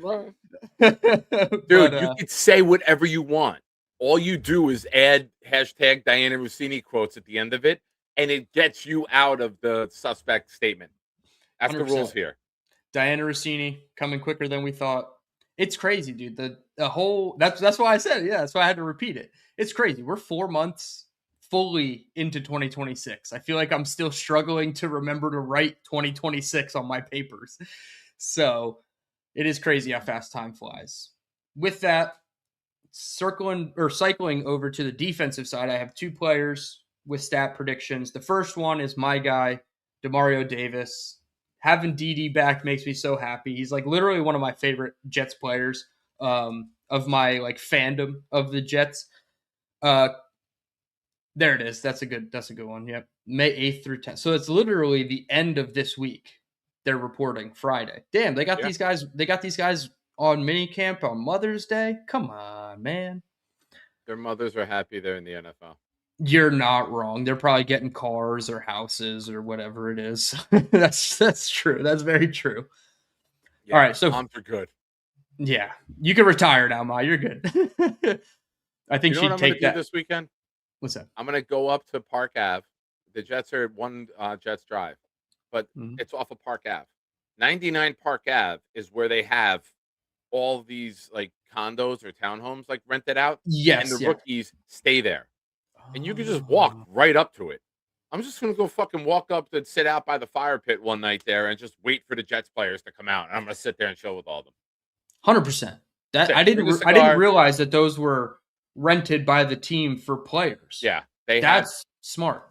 Yeah, they have a bunch of those there that they own for when the players are, coming in. Yeah, hell yeah. All right, so with Demario Davis, again, I was looking at career averages and last season's production. I didn't take Demario Davis's full career averages because I wanted to take the latter portion of his career, right? He's 36 years old. So I took age 28 season, so 2017 up until last year. So that's a 9-season sample size, still a large sample size.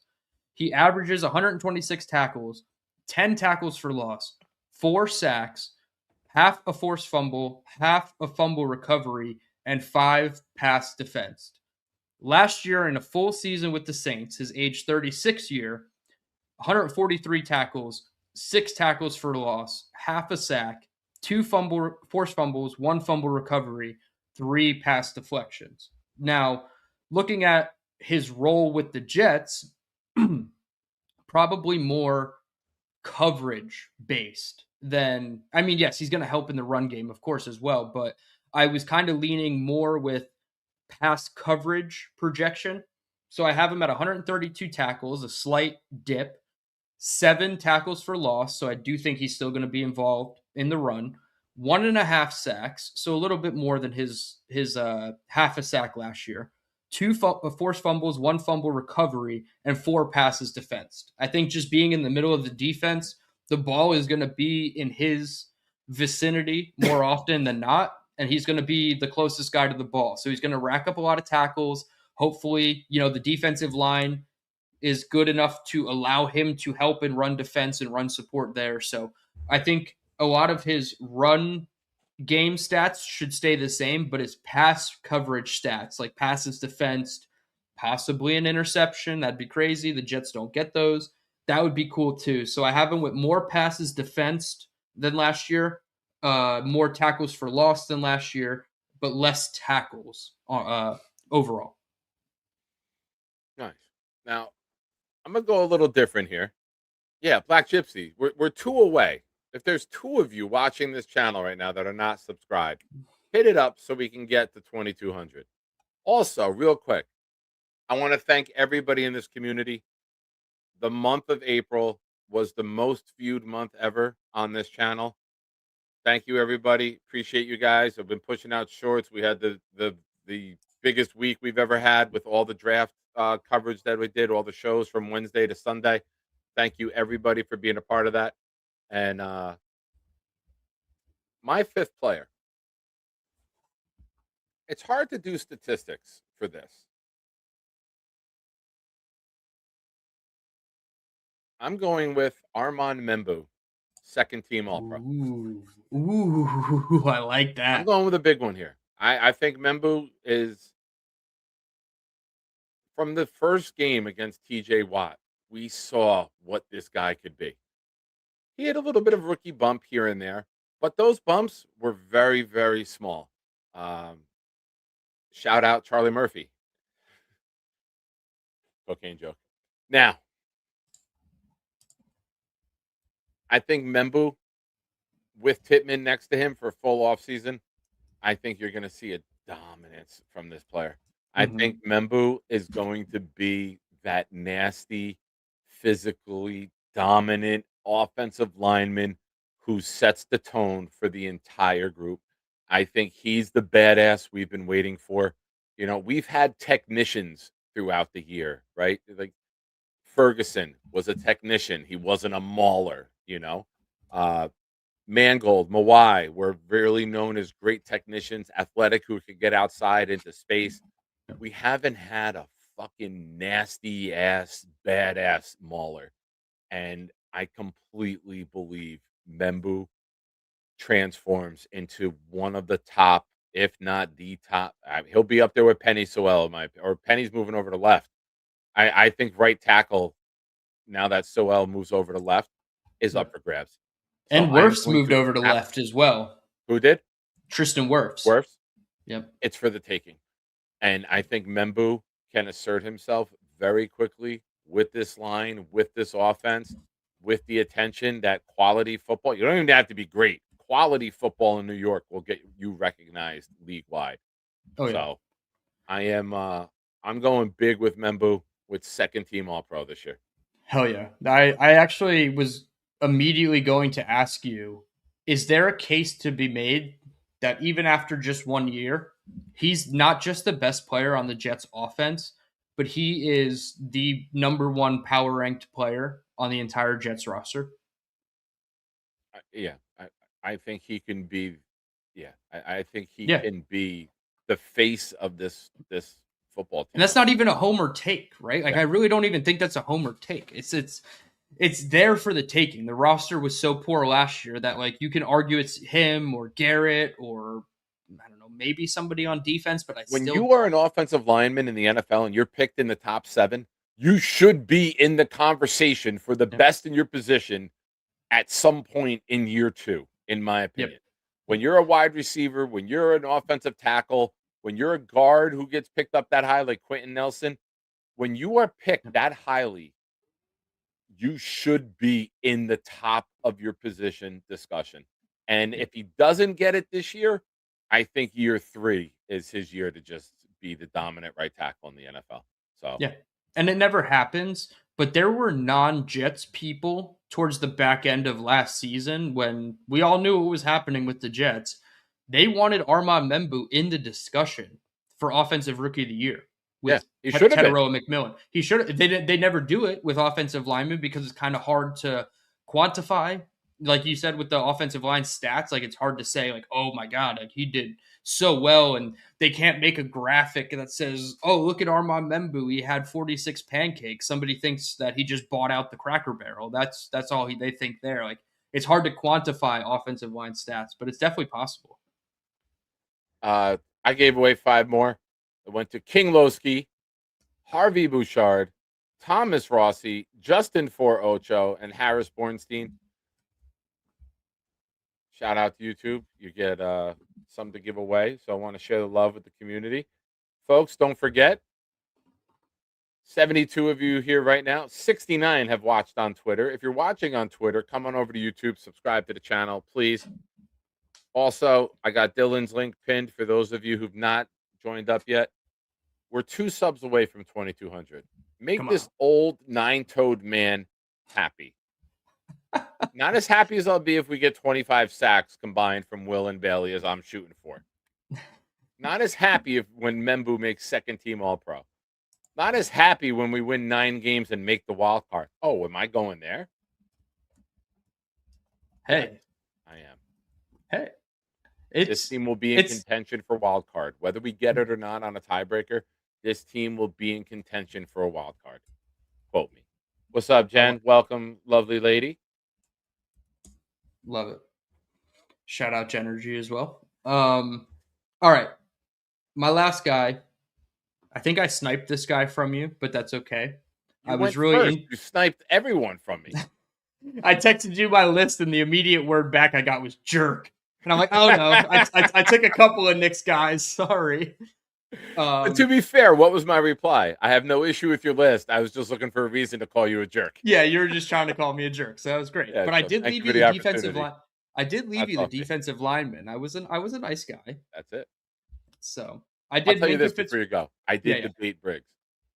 I did debate I Briggs I thought because that's I who we think were with gonna the go. Yeah. additions of everyone, I think if you add Briggs into it, I think you're looking at 30 sacks between Briggs, Will, and Bailey because I think Briggs will get 5 or 6. He did it last year with no help. Yeah, With yeah. these two coming up field, he'll be able to collapse the pocket and get in there. So it's going to be fun watching this pass rush. I love a dominant pass rush, man. And Mhm. maybe I'm aiming too high, but fuck it. Let the world burn torch to everyone's offense.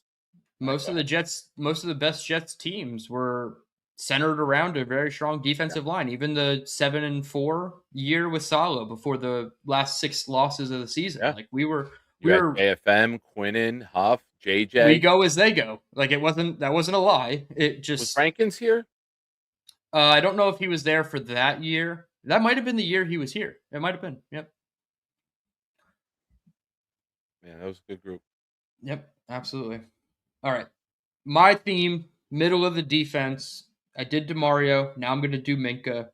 Couple cool things about Minka when I was looking him up. I think people realize this, but it's cool when you actually say it.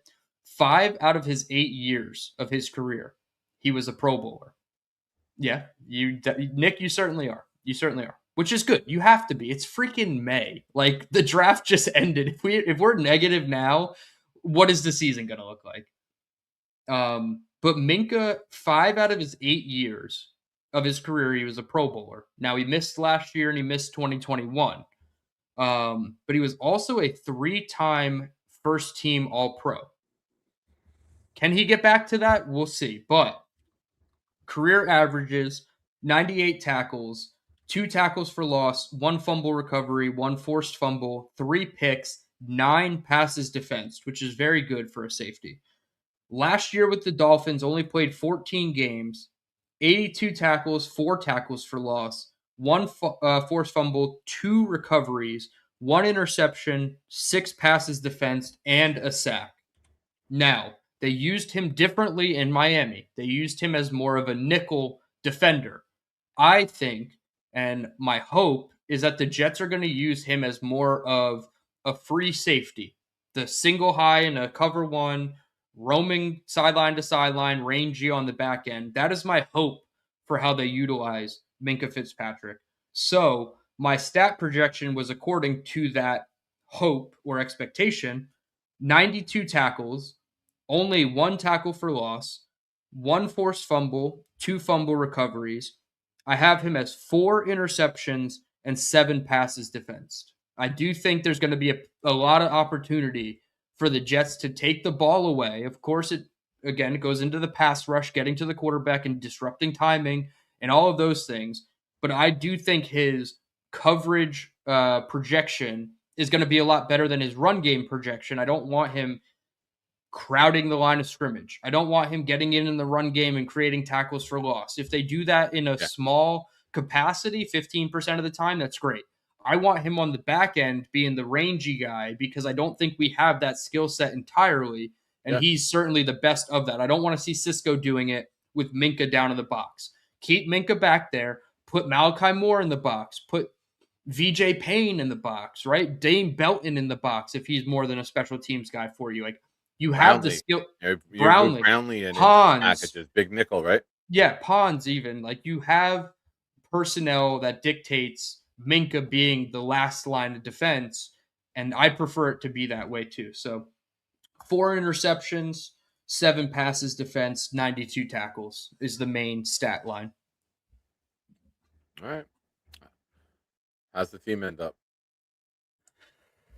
I think it's an 8-win team. I'm stuck in a very wide range right now because we obviously haven't seen anything in terms of like camp or anything. So I'm at anywhere, and you'll love this, anywhere between 6 to 9 wins. That's where I'm at. It's a wide range. Obviously, the wheels can fall off. We could bottom out and be a 4-win team, and everybody gets fired, and we're looking for a new coach, new GM, new quarterback, obviously. But I actually think this is an 8-win team. And last year, I got kind of shit on for my projection of 7-10. I did the solid 7. It's like kind of standard across the board where the Jets get. Yeah. I think they need to get over that 7-win hump to get to 8, and everybody will feel a lot better about this regime moving forward. Yeah. And again, for me, whether this regime comes back or not, it's not going to be with the amount of wins. It's going to be how do the losses look? Are they improved? Are they competitive? Yeah. Are they in the game with 5 minutes to go? Is it one score losses, or is it you're down 17 at halftime and you don't have a chance? Yeah. How do the losses look? I think tell the greater story than how many wins they actually get. Yeah, don't get dog walked by Buffalo in week 2 while Nick Shine and I are live streaming the game, because that was miserable. That was rough. And I was so high on that after the first week. We talked about it. Pittsburgh, I did on my own because you were at the game. Yes, and I was like, we talked shit, about we it. play like that, dude. We got something here. Yep, we talked about it like the next day. You called me. You're like, "Hey, I know we talked about not doing the show because we know like what it might look like." I was like, "But I feel good about week 1, and like we can carry that into week 2." And from the very first play, it felt like you and I knew they were cooked. Yep. If I recall the game correctly, there was a drive Buffalo had. It was 3rd down. Josh Allen, they were going from right to left on your screen. Allen rolls out. Clemens is closing in on him. And I'm like, don't hit him. Incomplete pass. But then they call pass interference on Michael Carter, or holding on Michael Carter, and they get the first down. And I'm like, Clemens doesn't hit Josh Allen. We get the stop, and then there's a stupid penalty. I'm like, that's it. That's just, and then they never, ever did anything right that game. No. And then you're scraping up Justin Fields off the ground, and that's when it started. And he was very conservative after week 2, and then eventually he stopped wanting to run the ball altogether. So week 2 was definitely like the bottom falling out moment for the team, because week 1 there was some signs of life. Obviously it ended in a heartbreaking way, but yeah, week 2 is when the season kind of derailed, and we didn't want to admit it, of course, we're fans. Yeah. But that was rough. It was like 30-6. You can't have that in your division. The quickest way to the playoffs, win your division. You can't be losing by 24 points in the middle of the 3rd quarter, and Mitch Trubisky comes in and laces one over the middle of the field on Sauce Gardner in coverage. It's like, no matter whatever we did last year, it was never going to work against Buffalo. Yeah, you're right. I know we started earlier. You want to take some calls, or do you have to go? Yeah, let's take like 2 or 3. We're almost at 2 hours. What time is it? Like, what actual time is it? Almost 9 o'clock. Yeah, we'll do like we'll do like 2 or 3 calls. I'm accommodating. I wanted to hang out and talk ball with you. I love doing it. Yeah. So I'm like, well, I'll move the show up an hour. Make sure I get some extra time with you. I appreciate it. All right, here's what we're going to do. We're going to drop the call-in link. Hit the like button if you haven't already. Subscribe to the channel if you haven't already. I come back. We're going to play a Blitz BK song again. We're at 2,200. We'll take the callers on air. If we're not, no callers. If you have another account, you have time to get to it. Subscribe. If you can vote for multiple accounts, you can subscribe to the Nick Shine Show with multiple accounts. We'll be right back after this. And Rick Kent gifted 5. Here we go, baby. J-E-T-S, Jets, let's go, baby.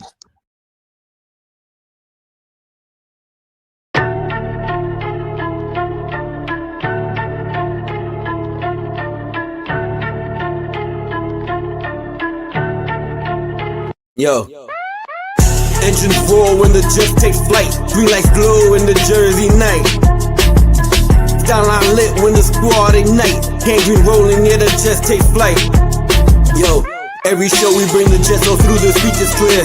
Real fan talk, we survive rebuilding years. Seen quarterbacks come, we seen them disappear. Still solid with my team, no bandwagons here. Green stitch to my fibers, won't switch to the Niners. Quick like Vic, I see victims in my visor. Jets loss is heavy, but the pride is never left. Stood 10 toes down when the season felt like death. New season feels like fresh air. New OC and QB, man, I always love the fresh pair. Like the man Jordan that I'm rocking with my Jets gear. Hoodie but no cap out, never play it off, but we gotta get the Jets there. Let's share ideas for this team for this next year. It's fair to think we'll do better in those big chairs. Shit, yeah, hire Dream Bean to run this shit here. Take this playoff streak and make it disappear. Engines roar when the Jets takes flight. Green lights glow in the Jersey night. Skyline lit when the squad ignite. Engine rolling, yeah, the Jets takes flight. Jets takes flight.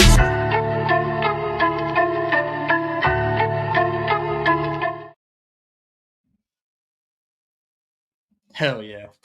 All right.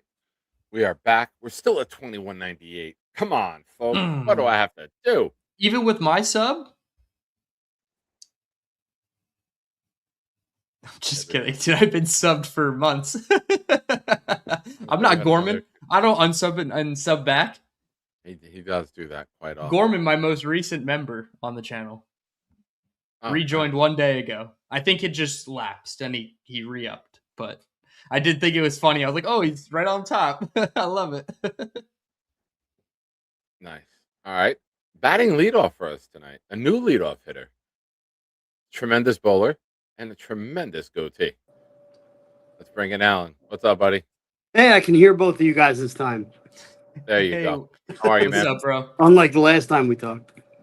I'm awesome. I mean, I'm relatively happy with the draft and can't wait for off season to get underway, off season activities, and then here we go. You know, here we get to do this again.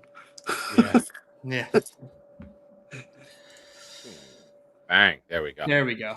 Yeah, there you go. I've been tinkering with some new layouts, so this is the first time I get to use it. Love it. Get to show off the beard. That's it. You've had to get your full screen so we could get the whole thing in there. That's right. What Diana Massini said. Thank you for the super chats. Yeah, of you course. come up here, bro. If it's a Saturday and I make camp, I promise. I only get to come up on Saturdays. Otherwise, I'm missing work. So I'll be up there definitely one Saturday. If I can, I'll do two. Yeah, I'm hoping that I think it's July 25th. I'm on vacation with the cross country trip, and then I'm back on Friday morning, the 24th. I'm hoping either that day or Saturday the 25th they have camp, and I can make that because I'm off. They didn't announce the dates yet, right? No. Okay, I didn't think so. Nope, not yet. We will. The only dates we have so far are these. Right. Rookie I saw minicamp, those. 28th to 10th, and then the mandatory minicamp. I know the OTAs, they sometimes open those up to season ticket holders. And, tickets will always become shake free. But I don't know if they'd allow me there after the email that I wrote them. They were calling me every day for tickets. And then she emailed me too on top of the phone call. And Yeah, they emailed me too, and I only joined the group buys. I never buy on my own. I know, but once they have your name, like Knobcraft in North Carolina has been a part of that, so he's on the calling list. And my cousin, the Steelers fan, is on the calling list. Yeah, my email to them was basically, the product hasn't been good enough on the field to put that type of money out with you increasing prices. I go, I'm blessed enough to receive a lot of free tickets. And I'll be completely honest with you. Your in-game experience is too much about promoting your sponsors than it is giving your fans a good in-stadium experience. It's not fun to go to. What did they say back to you? Oh, they didn't reply to that. They don't have a Chat GPT ready response to deal with that type of negativity. I'll pull the email. I'll try to pull the email. Alan, what's on your mind? I'll look for the email as you're talking. Yeah, I mean, I'm not much of a tape guy, but I've been, listening to what people that are way more knowledgeable about me have been saying about our draft class, and obviously they're the most torn about Club Hub, but everybody else is universally liked. and so I've been having a lot of fun watching highlight tapes, and I was super stoked about Omar Cooper. He was my guy before the draft. And so when we traded back in to get him, I was like high-fiving everybody. It's on the Talking Jets video on their stream. I was on their camera like the whole time. I was right up front. Nice. And yeah, I didn't have anybody to chest bump like you and Jeremy for a callback for 2024. So we have a great back and forth here between two of the great Jets trolls. And Curly, yes, I consider you a Jet troll. He goes, "Do you think the Jets make the playoffs before the sun explodes?" And then Bro D answers him, "The sun has 8 billion years approximately left. I'm sure the Jets can squeeze in at least once." That's awesome. I love it. That's a tremendous, Oh boy, tremendous back and forth. It's like an all-timer. 1 in 8 billion chance. I'd say that's the Jets for you. So here's my reply. I pretty much nailed the reply. I sent this April 6th, and I still have it embedded in my brain. I'm good right now. The pricing isn't worth the product. The game day experience is too much about promoting sponsors than giving the fans a great game day experience, in my opinion. Also, I'm blessed enough through my show to receive free tickets often from other fans who just give up by mid-October. Just can't see buying tickets until the team improves and the free ticket offers lessen. Yeah, Wow. That's a well-read. That's what am I gonna say? We can match the free price, Nick. We can match that. Yeah, you can say go fuck off. That's the mic drop cunt. right there. Yeah. You can say go fuck off, cunt, or you can write that and say go fuck off, cunt. There's two ways to say it. Yeah. No, there's pictures of you at the entrance. You're not allowed in anymore. You know what I told my son what we're doing this year? I said I would rather spend the money to go to one road game than to go to 3 home games. Because what you pay for the ticket, what you pay for the parking, and what I pay for the day in terms of the tailgating and everything else, we can travel to a game and spend what we spend for 3 Jets home games and see a better environment. We drove to Cincinnati last year. We loved it. I flew to Miami. I loved it. Yeah, Tampa was so much better than the MetLife experience. Even though it was 120 degrees and we were all puddles in the stadium, it was a much better game. I mean, the Cannons are annoying.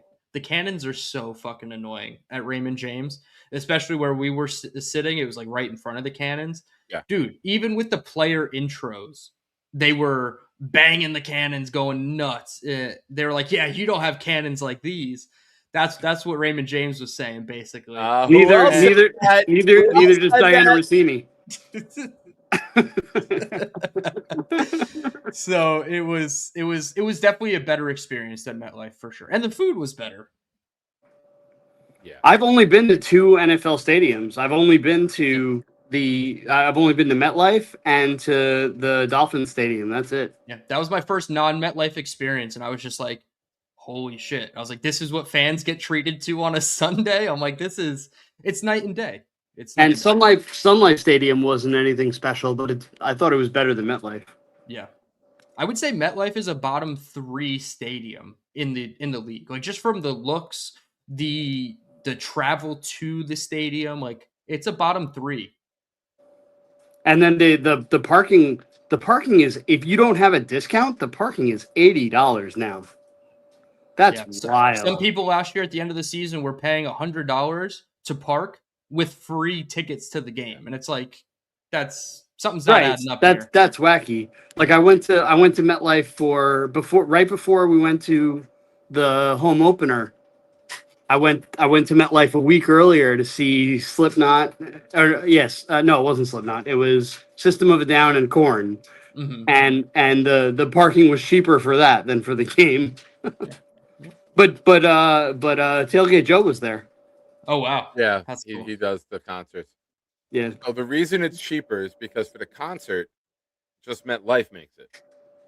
For the Jets Giants games, they split with MetLife or the New Jersey Exposition Authority, whatever it is. So they split with it. That's why the pricing goes up, I believe, for the parking for the football games. Well, it's pretty shitty either way. Fucking robbery. Either way. Oh yeah. I mean, they're Probably. robbing us to watch the game on our couch. Like, I see all the aggregators that put together all of the streaming services that you need for the season and how much the cost of all those streaming Yeah. services. You're paying $1,200-$1,300 to if Yeah. you want to watch all the games in the NFL, not just the Jets, obviously, but it's ridiculous. 100%. Oh yeah, it's ridiculous. And there's no like package deal. It's like you got to get them all separately. Yeah, like NBA League Pass, you can go in and choose the teams you want to see. Like, I want to watch the Lakers, I want to watch the Heat, and I want to watch the Knicks. Put together a 3-team package, and that is the cost instead of the full 30-team catalog, right? So why can't the NFL do that? Oh, you only want to watch the AFC East. The They're not Jets, giving- the they're not Jets, giving any the money. Cowboys, and the Colts. Yeah, hate watching. That's right. We're good at hate watching. Yeah. Why won't they do that, Nick? What were you about to say? Then the NFL is not giving money back. No. They're That's right. not giving money back. They have your money. You have to buy it. They have you on lockdown. They're not going to make concessions. Nope. They're not. Nope. But Alan, appreciate the call, man. Thank you for the super chats. You're the man. Thank you. Later, Alan. Talk soon. Later. And next time, get the 300. You've been so goddamn close. Oh, All right. Or maybe don't. he's a FU. What's the 300? What? Bowling. Oh, we didn't. He get was the like 300 287, like 286, Oh. like 280. He just missed it with like one. He was One one strike frame. off twice, Yeah. 2 weeks in a row. Damn. Next I wish up, I was that good at bowling. Kyle Clifton. What's up, gents? How are you? How are you, Wow. buddy? Doing well. You guys are optimistic, boy. Oof.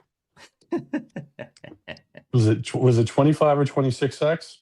25. 25. I think between the two of them, they can get 19. That's fair. Yeah. That's where I was at. 18 to 20. Somewhere in that range. I for think sure. that's what the logical people call more realistic. And I think that the win total is going to be less than 8. It could be 7. Mhm. It's more likely to be 6. But like, if we can stay competitive in these games, I'll be happier. But I'm kind of torn. I don't believe in this head coach at all. So Mhm. that's the biggest problem. I'm hoping to see some growth from him.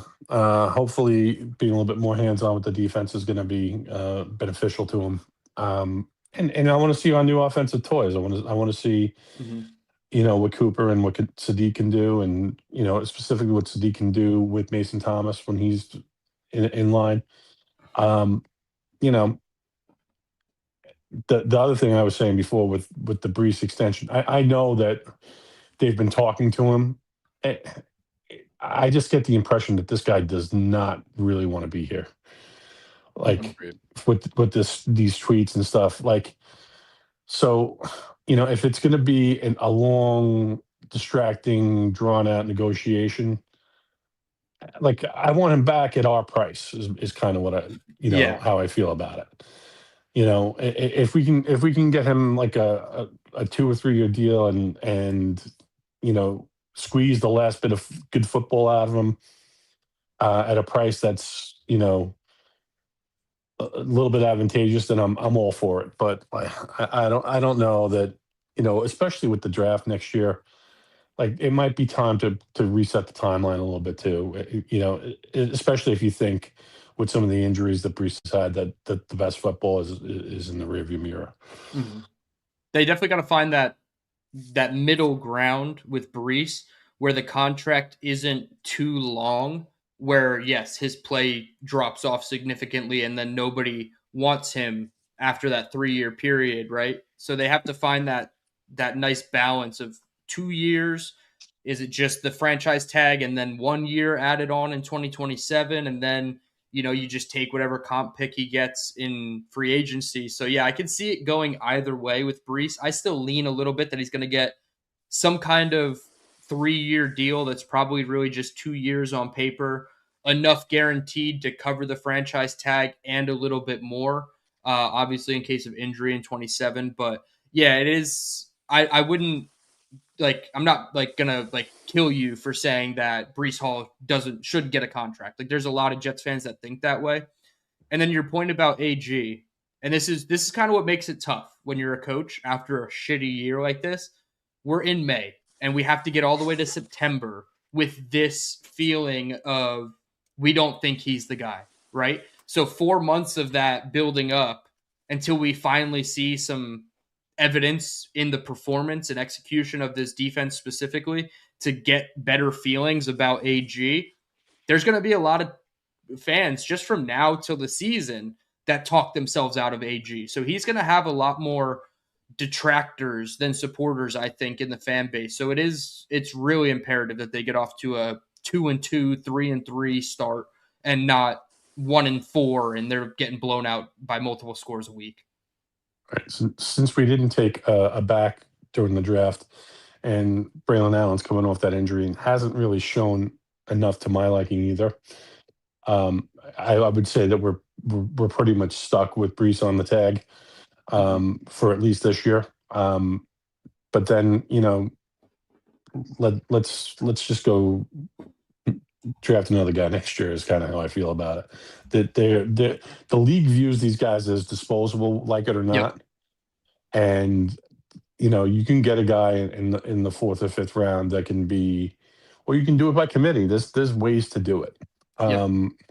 So that's they only how I feel. They only brought in Sam Scott from Wyoming and Chip Trayanum from Toledo as their UDFA backs. So that tells you what they think about the current, construction of the room. And it does seem like at a minimum, Breece is here playing on the tag, and that is what their plan is. Now, if they got a fourth or fifth round running back, right? Say hypothetically they don't trade up for Cade, they keep 128, 140, take Cade at 128, and then at 140 they go get a back. Okay, now you can kind of see they have a contingency plan in place for Breece. It doesn't seem like they have one, so I agree with you there. It seems like they are operating like Breece is going to be here on the tag this year. Who was the UDFA that they brought in last year? Was it Donovan Edwards from Michigan? It was Diad, yep. And then he went on to somewhere else. He got picked up at waiver cuts, and then he played like half of a half for the team that he went to, and everybody's like, "See, I told you, Donovan Edwards," and it's like, yeah, but he did nothing. He had like 3 carries for like 10 yards, so right.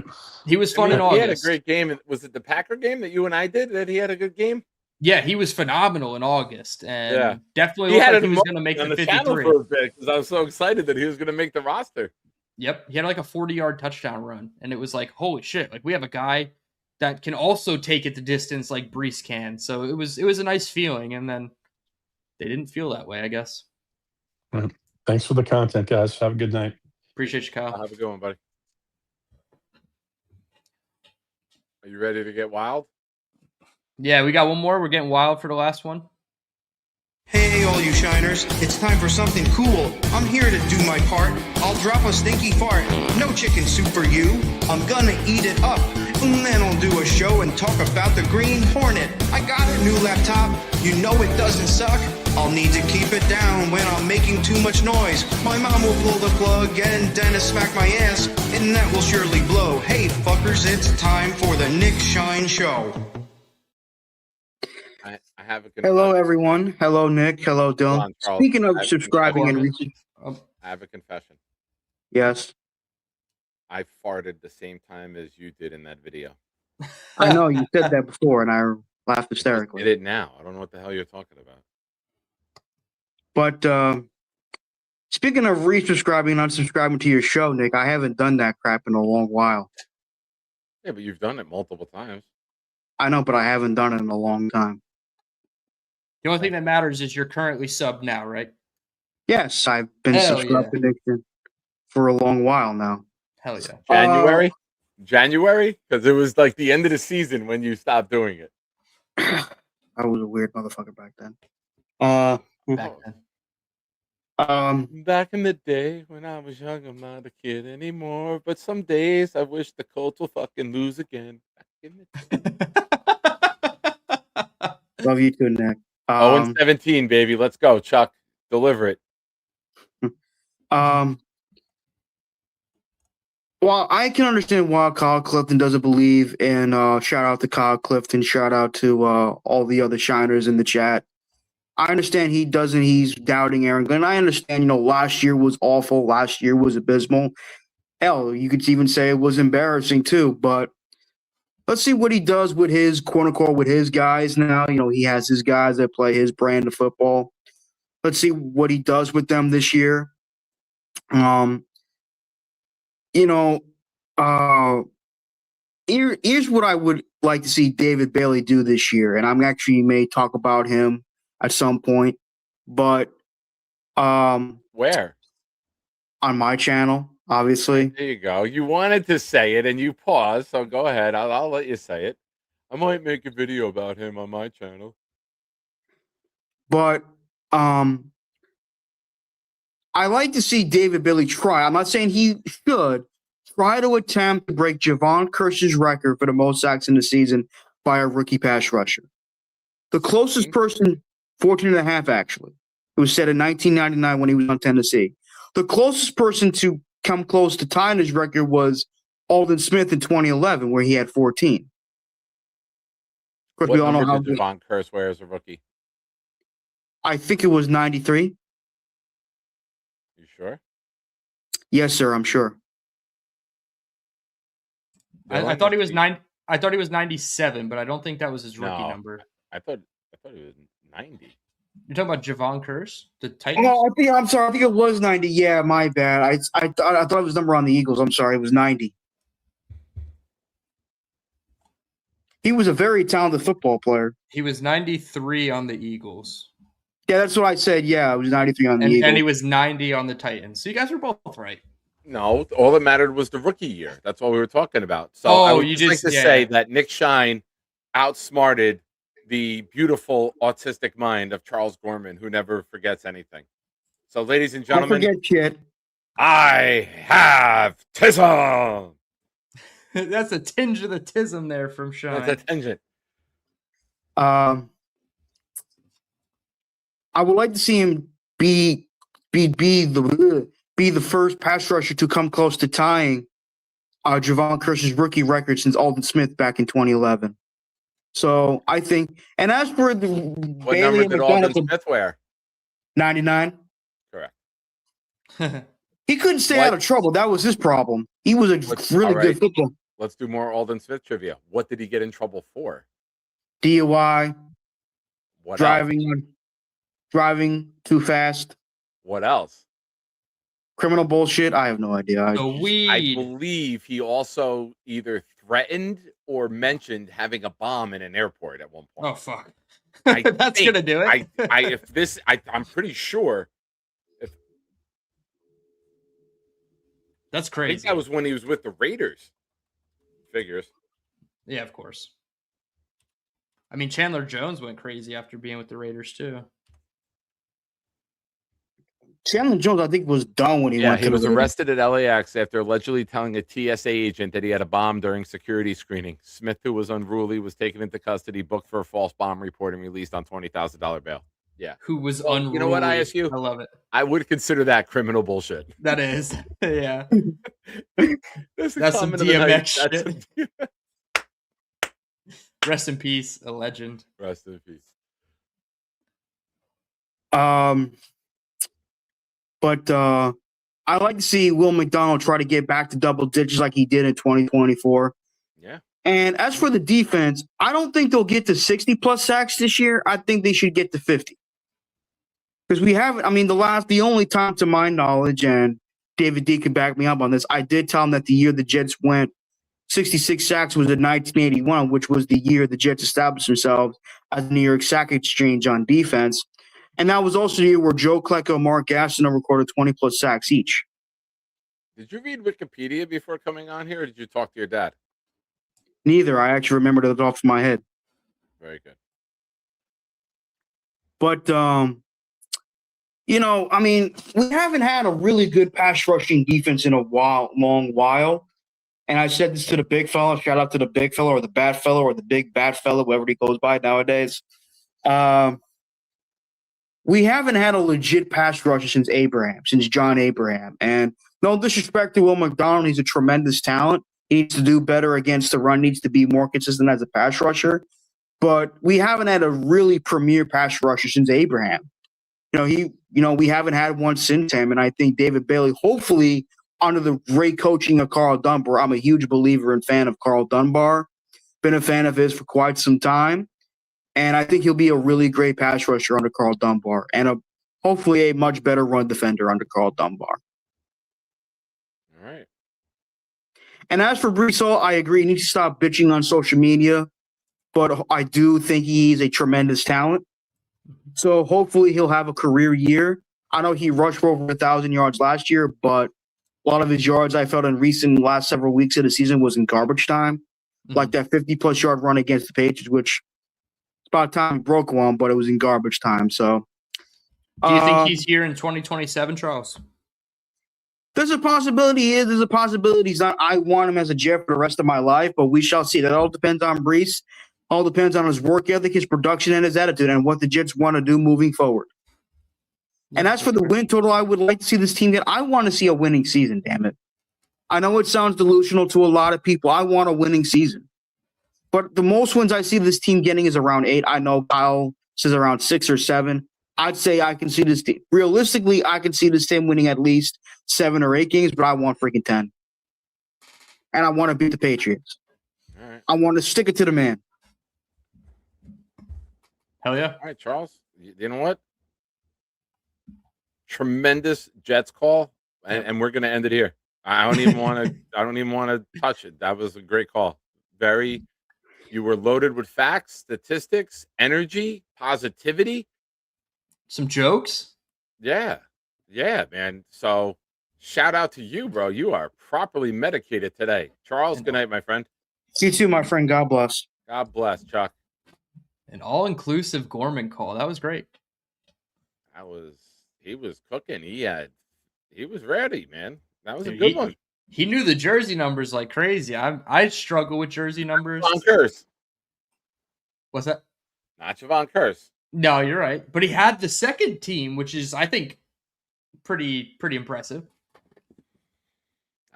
Listen, there's only one way to go after that call. We go down from there. Go to bed after that call? Nope, bring in Black Gypsy. I wish I said go to bed. Come on. Yo, what up, man? What's going on? What up, BG? How are you, buddy? Not bad, Long not bad. time no fight. I mean, long time no. The ridiculousness of Shine. Shine had the nerve to come out of nowhere and tell me that Jason Kidd is better than Allen Iverson. Like, I'm sorry. I'll never forget that take, Shine. Of all the takes you've done, that is by far. I'll give the full take. Jason Kidd is better as a point guard than Allen Iverson is as a shooting guard. I heard you say words, but I know you're trying to say something. So I understand, bro. All right, so look.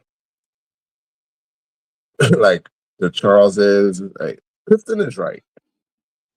Like we need to taper expectations. I know it's the early part of the year. We can be like, yo, this is gonna be coached so amazing. It's gonna be so good. Yeah. But no, AD is our coach. Stop it. Stop. I am the voice of reason. That is what I'll be known as from now. The voice of fucking reason. In the back of your mind, when you're thinking dumb shit, think of Gypsy like, nope, that's not correct. So, AG's defense. We have a stocky line. It's probably the best part of the team right now. Offensive wise, like it's a whole bunch of questions. It could be good. Gino could be good. It's a whole bunch of could be's. The best part of the team right now is the defensive line. All right? Middle linebacker is suspect. The whole crew. Because you have one old guy, if he goes down, the whole defense falls apart. Mm-hmm. Secondary is actually kind of clutch. You have a lot of guys back there that can get interceptions. So now it just comes down to really scheme. What scheme are we running? All right. So let's look at the good schemes. You have Houston, good scheme. Like Seattle, good scheme. Rams, good scheme. Certain defenses work a certain way where you have to add a certain thing to it that AG does not have. And this has been my problem from the day that we got him. The one thing that he misses that makes him good defensive coordinator is the X's and O's. It's a physical defense. Like when I say that, you play high school football, you know what that means. It means guy versus guy. Like, play your position, beat them up as much as possible every play. Like, this is the type of team we want to be. We want to be a physical, tough team.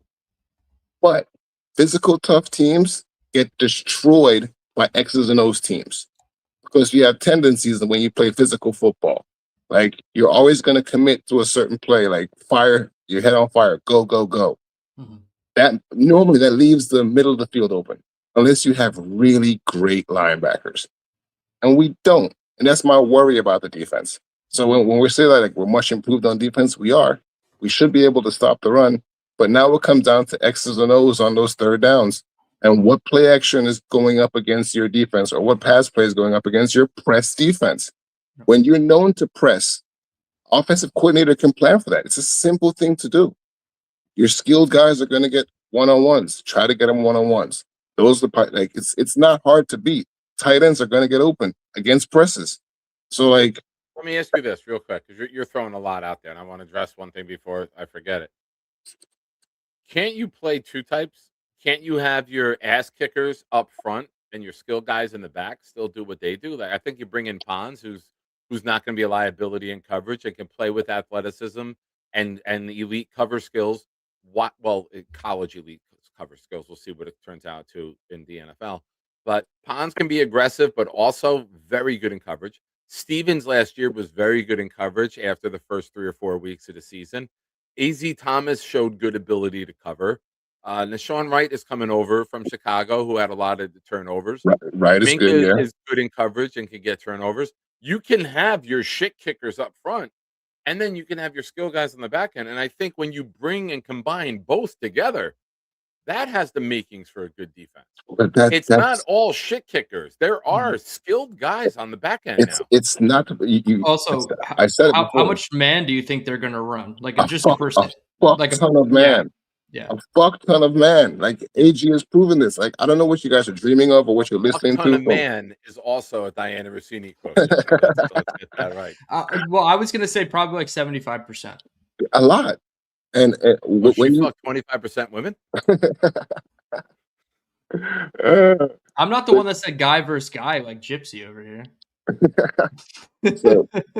so listen to this, right? I love if we break it down, like if you look at AG defenses, like they get interceptions, but the cost of getting interception is giving up plays. So our offense really needs to score a bunch of points. And that's going to be the thing. Like Dylan said, giving up 30 points. 30 points for us is a loss. We cannot give up 30 points. We cannot. Like our defense needs to be average. For the most part. We might, there might be a game or two where I don't want to shoot out with Geno. No, a shootout with Geno means an interception.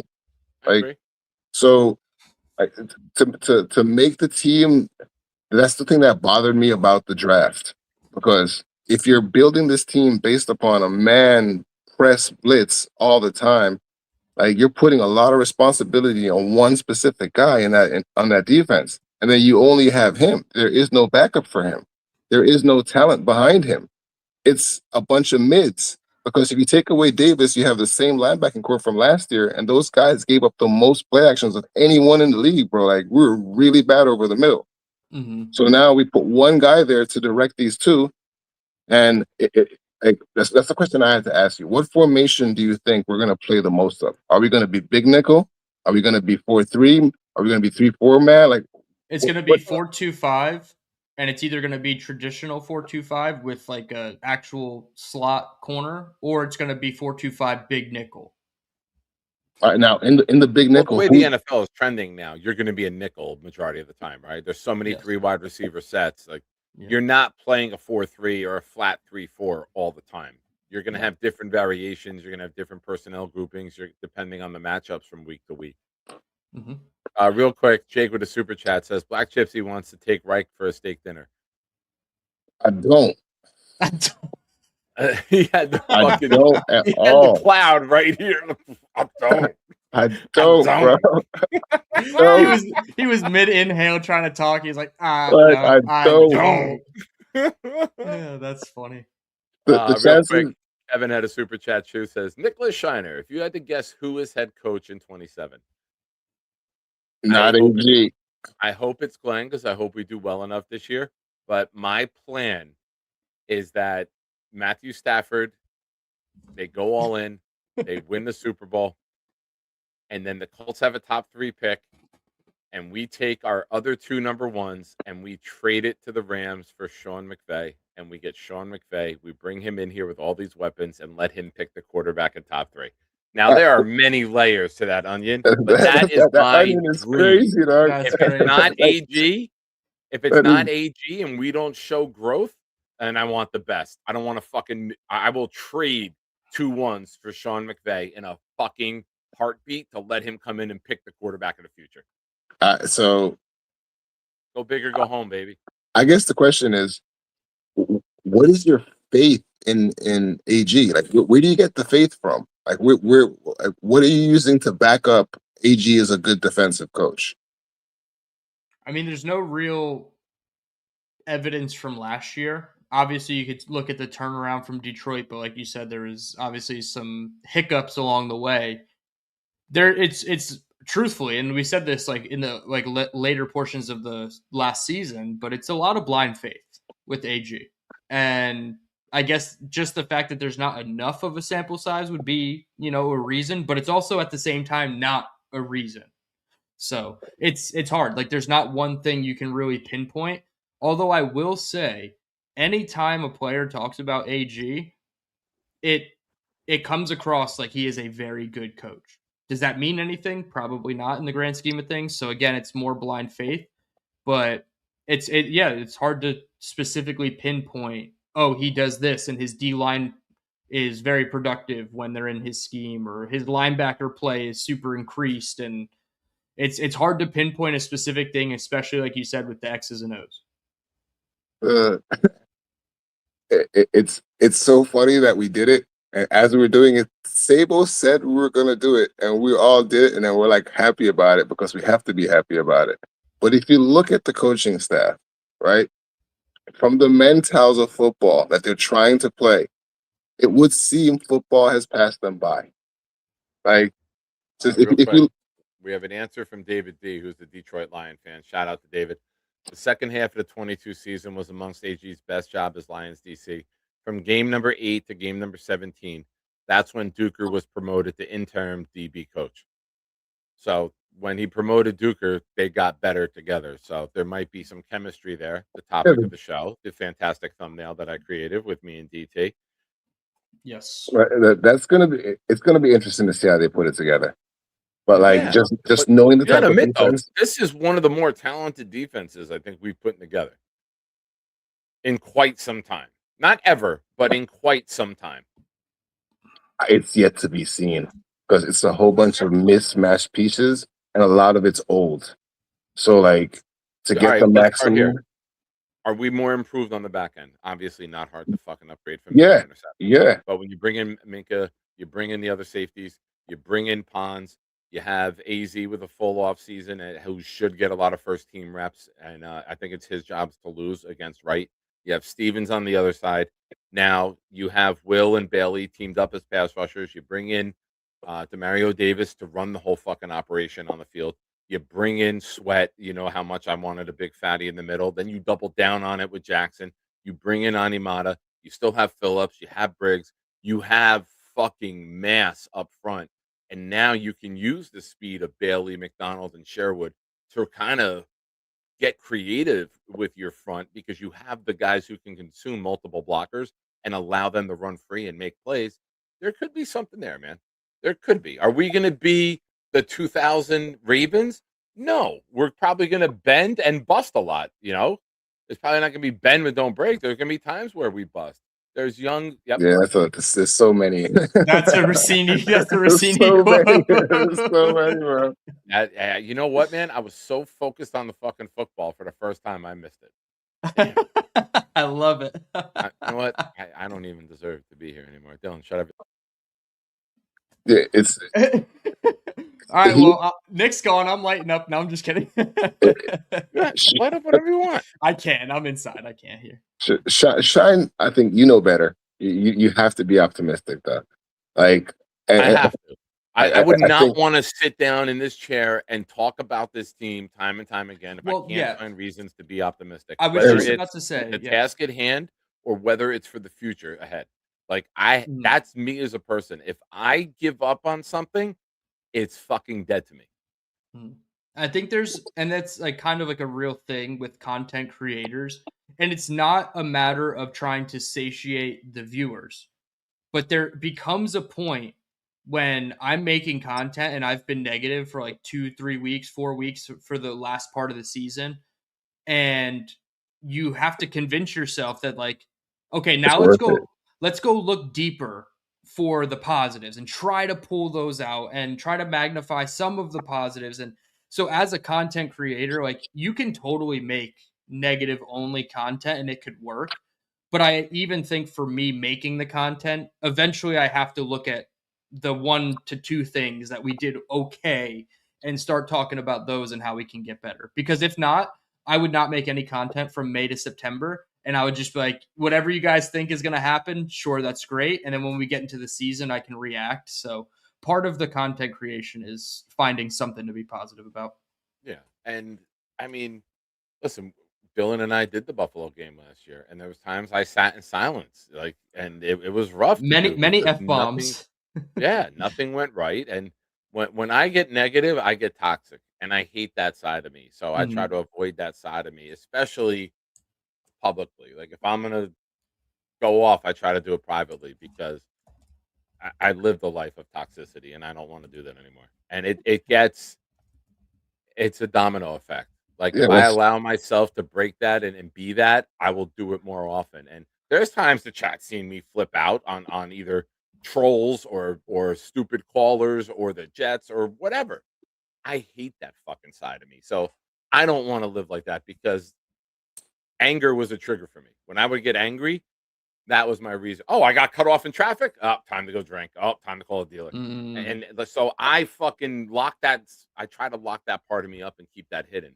And I prayed so many times that that side of me stays away. So I got to find something to be positive about. And if I can't find something to be positive about currently, we'll do a list of fucking things from the past. We'll do something where it's Mhm. not talking about the negative because I just love being here so much with this community. Yeah.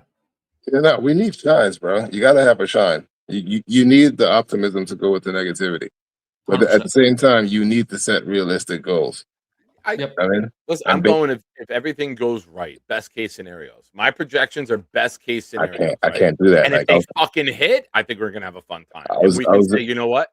I pray for the day that you come on and say, you know what, Shine, you're a fucking asshole, but damn, you nailed this one. You got it right.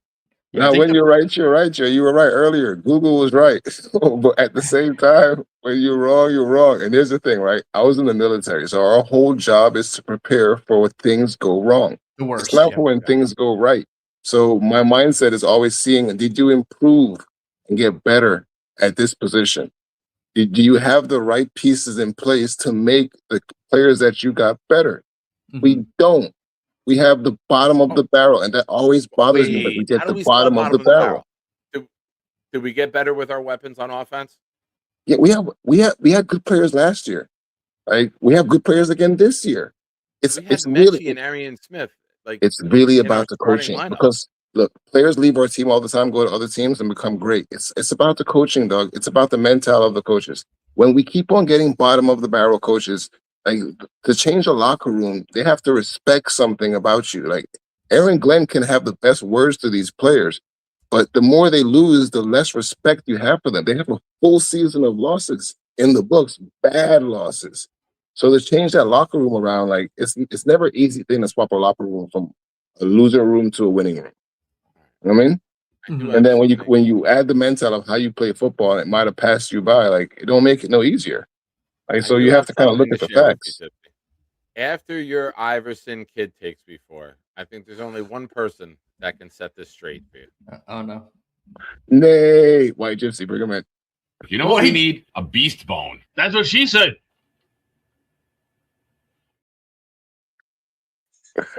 Oh no, go back to sleep, Beast. too late. Nah, I've been up since I've had 2 naps. I've had enough stress. I don't got no hot water. My hot water heater's goddamn busted. Fucking shit. Fucking shit. Thank you, Sean. I appreciate this. You do your thing, man. Just do your thing. Got you, Beast. I got you.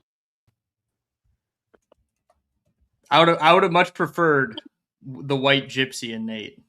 I guess we bothered instead of him Water by Buster. putting him on air to a show that he called into. My bad, Beast. Didn't mean to disturb you from your evening. And Yeah, he's busy, bro. His water heater broke. Water Buster 666, man. Not a good night. It's getting fixed laying in bed. That's for sure. Bitching about it. Well, at least he's in the attic. By the time the water that gets that high, it'll be flowing out the windows on the first floor. He'll be all right. Oh my god. But that's just all I got is set expectations. Like, I mean, Gino 2,200. Thank you, everyone. We hit 2,200 Oh, we did? subscribers. Sweet. Thank you. Now we got to get the Black Gypsy hoodies going. Yeah. I'm gonna see her this week. Like, she's very difficult to get in touch with. Yeah. Are you Very on like special. Discord or anything? Yeah, I'm on Shine's Discord. Okay. I'll send you my address. So, why? That's what I'm saying. What are we looking at? Water Buster 666. What do we got? I don't like the sound of that. Yeah, I don't like this angle either. Like, I don't like whatever that sound was. That was a little I too don't like the angle that you had us at. That was a Whatever little the too angle was, rhythmic. whatever we were gonna see was not gonna be cool. Dog. No way.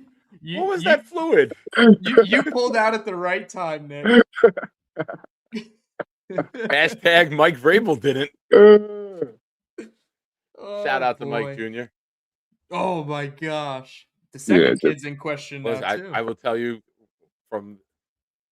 I know people have said in the past I don't have a heart, but no matter what feud I've ever had with anyone in life, I would never wish for any man to be raising their son to have any doubt put in their head that it might not be theirs.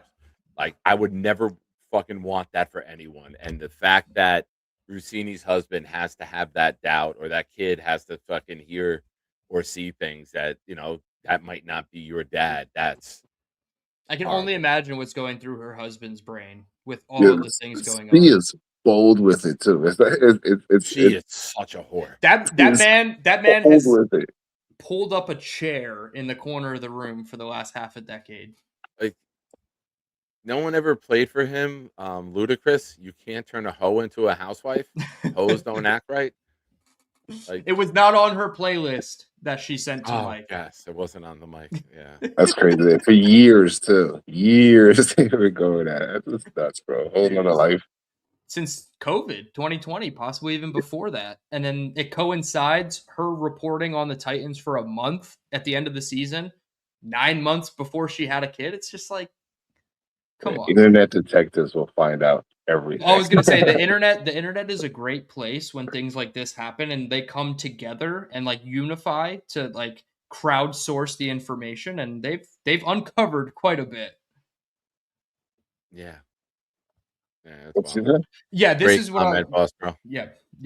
I was going to go off of this so you can read it. Go ahead. Oh, okay. She says, I'd rather spend my hobby leisure time being happy, and if we suck, then say, oh, well, then be negative the whole time.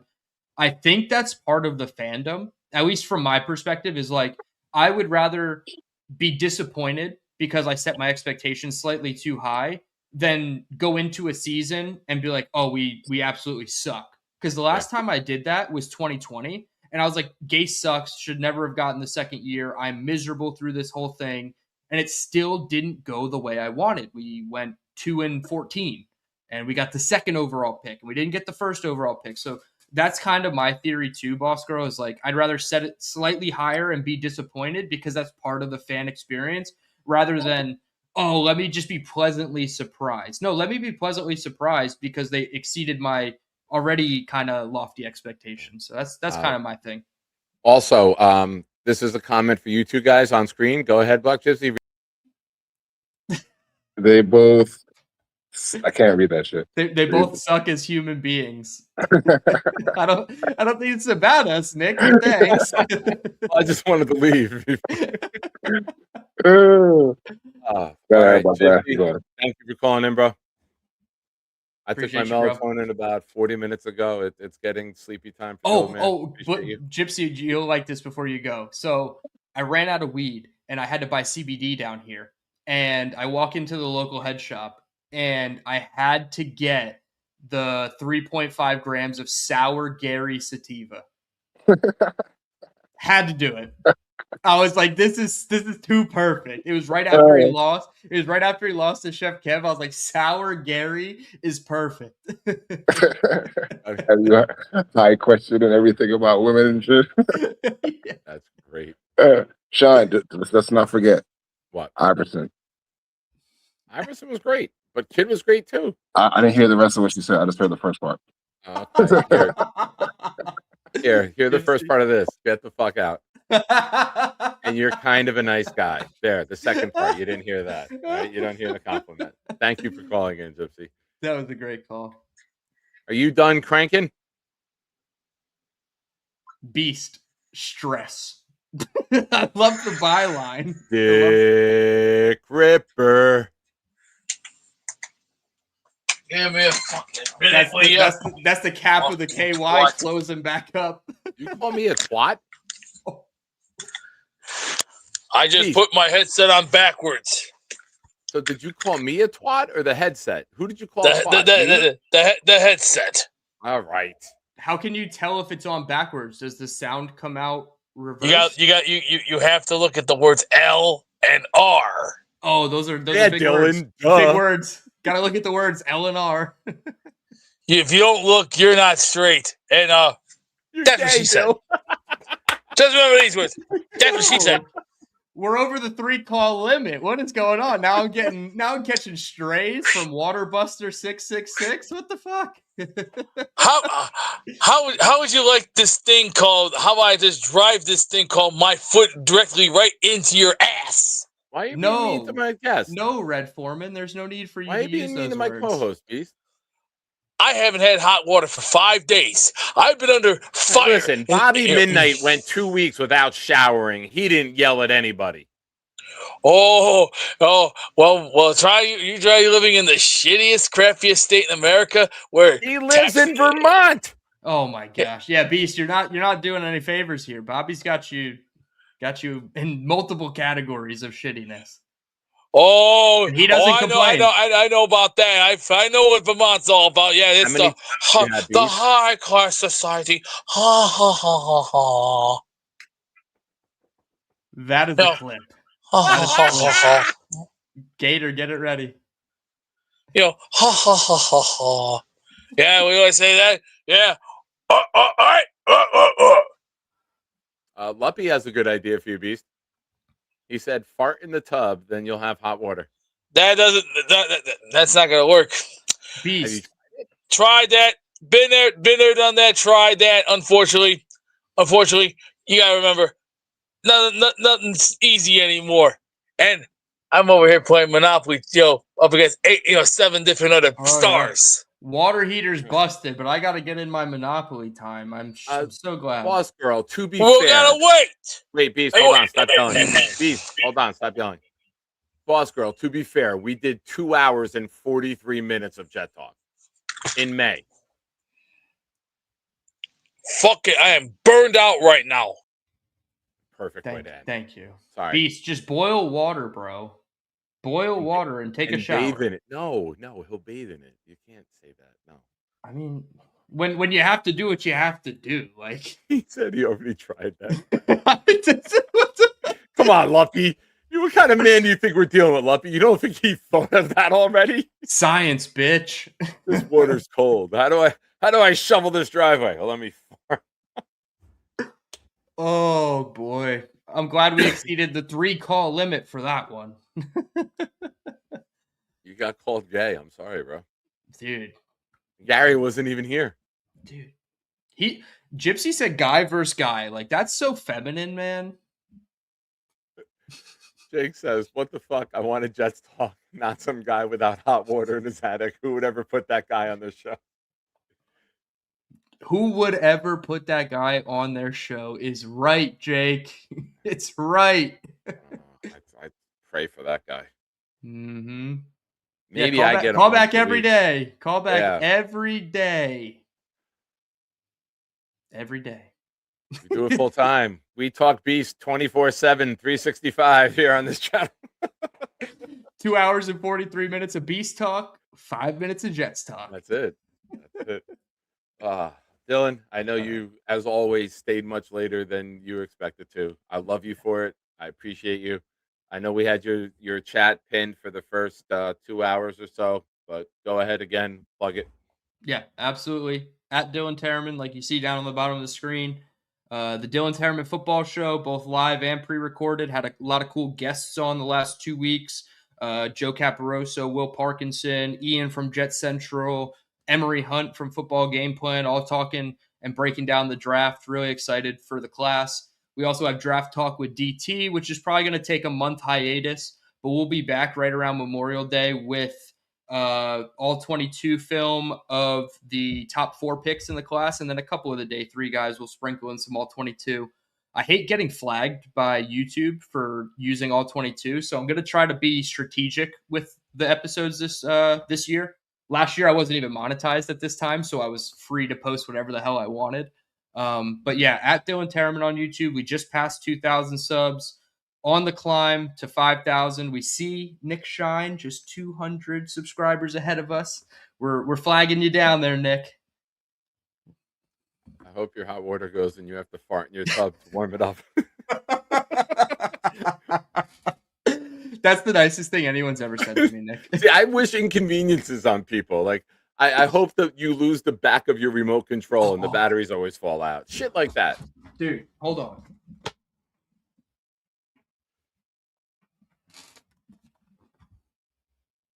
Oh, you taped it? Yeah. It broke. Oh. It's already broken. It's like, see? You shouldn't have pissed me off last time. Look what happened. I know. Now I got to go fart in my tub 3 times and reverse the curse. Is 3 the number? I don't know. I just picked 3. I feel like that's a comfortable amount where you're not feel if it's shitting like a in your machine tub. gun fart, though, it'll like you get more like. Then you're sitting in brown water. If you do too many, you can have an air machine gun fart. It's questionable. That's not rust in the water. Luppy. Luppy's on a fucking roll tonight. Oh my god, Luppy is Luppy, why haven't you called in when you have this many good lines? Yeah, right. But Nick, I appreciate you. Whatever you Mo need. D showing us some love. That's rare. Mo D must have been hacked. He was giving like positive jet takes tonight and shit. Yeah. Maybe he was dropped on his head and he reverted back to normal. He said the Jets were going to win a Super Bowl in the next 8 billion years. That was great. That was fantastic. I take the over. It's at least 8.5. on the All on right, the Thank you. on the Sun or the Jets 8.5. Both. I love it. Oh, I told you, like, with my diabetes, I have some retinal bleeding going on. It's the beginning, like, of it. Mhm. And the doctor's like, you got to keep your A1C down. Like, that was the eye specialist I had to go to on the day of the draft on round 1. Mhm. And he's like, you know, you got to keep an eye on this. If your A1C goes up, you have to get back in here and immediately. We have to make sure it doesn't worsen. And I'm like, well, what's the worst case scenario? He goes, worst case scenario? He goes, you can go blind. Oh, shit. I go, oh. I'm like, all right. That was a question I shouldn't have asked you. I go, also, my luck, I'll go blind and then the Jets will win the Super Bowl and I won't be able to fucking see it. Bright side, real quick. Real quick, everyone else happy. You'd get to be graced by the soothing sound of Bob Wischusen's voice. That'll be my luck. That'll be worse. I'd rather just die than not be able to see it. Yeah, 100%. If I couldn't hear it and I could Also, see it, I will get arrested for sexual harassment because I'll just walk around like this. Hopefully during a Diana Rossini interview and she doesn't complain. Oh my god. I'm blind. I don't know what I'm doing. It could be Forgive Bobby or me. Beast that I grab. Ooh, yeah, you might have to do a little bit more investigating I'm if you. not going to walk with my hands down here. All right, Oh, this is boy. melatonin talk now. I can't be Yeah, held yeah, responsible. I yeah. took it 45 minutes ago. I'm gonna go enjoy my sour Gary now. All right. I appreciate you, Nick. Later, bro. Thank you. Later. Have a good Yep. night. You too. Folks, thank you for hanging out. Thank you for being here for this episode of the Nick Shine Show. You guys are awesome. As always, before we end, it's Sunday night. It's Shine Time and Prime Time. Raffle entries are still doubled throughout the night. Next Sunday, we will have a wheel. We have 2 prizes to give away. We have a Don Maynard mini helmet, and we have the winner's choice wheel. You pick the player, you pick the item, mini helmet, jersey, photo. Make sure to get in, and we'll do it. I know he was here earlier. I don't know if he's here now, though. But fuck it. Let's drop it. Where are you? I've reorganized everything. Now let's go to What Did We Learn Today? Courtesy of Nick Shine. Kevin, I missed this super chat. Forgive me with all of that fun that we were having. I gave my thoughts earlier on Sorsby. Good talent, but being an addict, I don't ever want my team to draft an addict. I don't. Like I know gambling, but I want my quarterback fixated on focused on just football. I would never want to take a guy who's got mental distractions like that. And this is coming from someone who gave up alcohol and drinking, and then I put too much time and effort into gambling. I needed something else to fill that void. An addict is an addict. And if it's not gambling, it might be something else. And ask Johnny Manziel and Ryan Leaf what it was like trying to be a quarterback in the NFL when you had an addiction. So I'm good. I wouldn't want to. I wouldn't want the Jets to do it. And I think he's a good talent, but I can't have them roll the dice on that. No way. Nice, Kevin.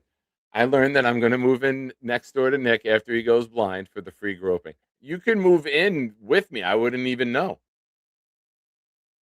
I learned Shine said Allen is the greatest. You said ask Google. Luppy, I learned farting in a tub doesn't get you hot water or a margarita. Modine, take care of yourself. Lock down that A1C.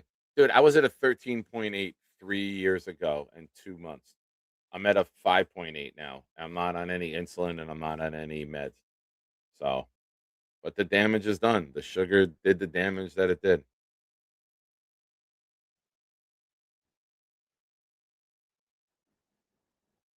Let's see.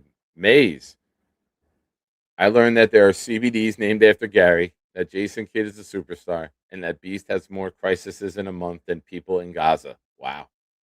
That's a good one. Not if you're in Gaza or Beast House, but well put together. Modine. I learned expectations are high, like a plane at 30,000 feet, but that height just leaves smaller pieces to recover on the ground. Or no pieces of a plane to recover if it's the Pentagon on 9/11. Conspiracy theory proved right yet again. How did the plane just disappear? It's amazing. I don't know. Luppy, I learned that Jake Asman only has quality callers call in and would never have Beast call in. This is true. If you're calling in, yeah. Kevin Zwicker is drunk or high. I learned that Brunson is better than Kid NAI.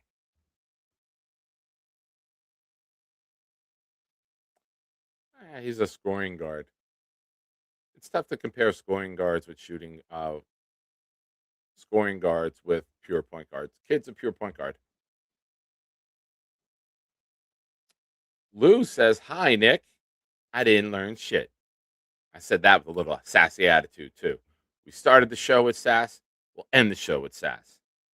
All right, folks. Thank you again, everyone, for the super chats, gifted memberships, being here. Appreciate you all. I got a ridiculously busy week. I'm working my second job 4 nights.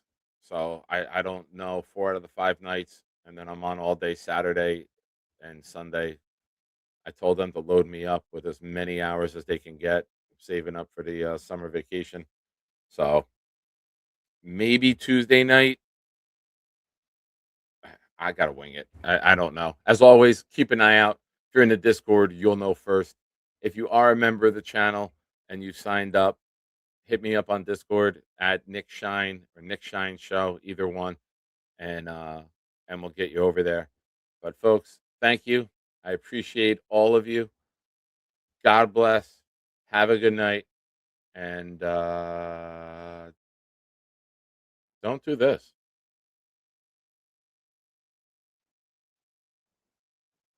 Who the fuck starts a conversation like that? I just sat down.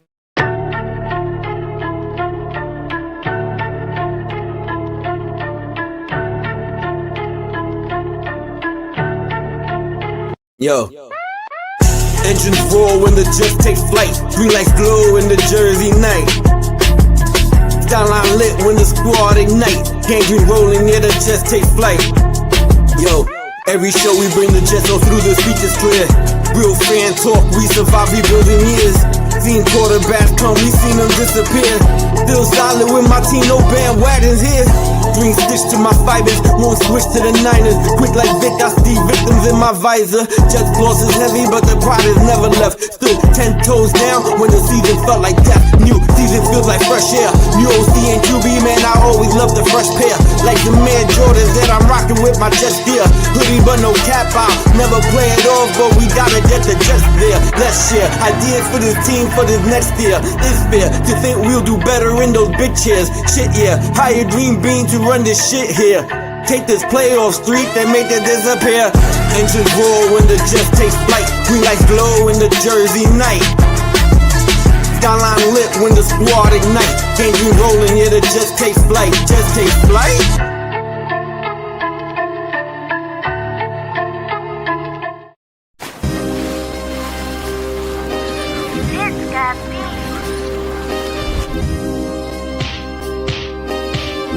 Jets recover the fumble. Any day, any night, we all shine, bro. First class shine time, the Nick Shine Show. Anytime on YouTube, if you don't know, the Nick Shine Show, the Nick Shine Show. Dim the lights, but it's still bright as Nick time. Day or night, this is his prime, it's Nick Shine. Proud fan, well defined to get in line. Toe to toe with any show, he only got 9. The best show on YouTube, bro, is easy. We talk Jets all day, please believe me. Subscribe, you just gotta click a family. We not a click in 3D. You can see a beautiful DP. We see through the fake teams and the tea leaves. So we pray for a coach and a QB and hope that we close to the top in the new league. A toast to the host with the most, Nicky. Who, me? Any day, any night, we all shine, bro. First class shine time, the Nick Shine Show.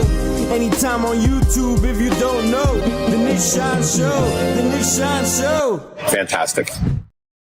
Here we go, baby. J-E-T-S, Jets, Jets, Jets, let's go, baby.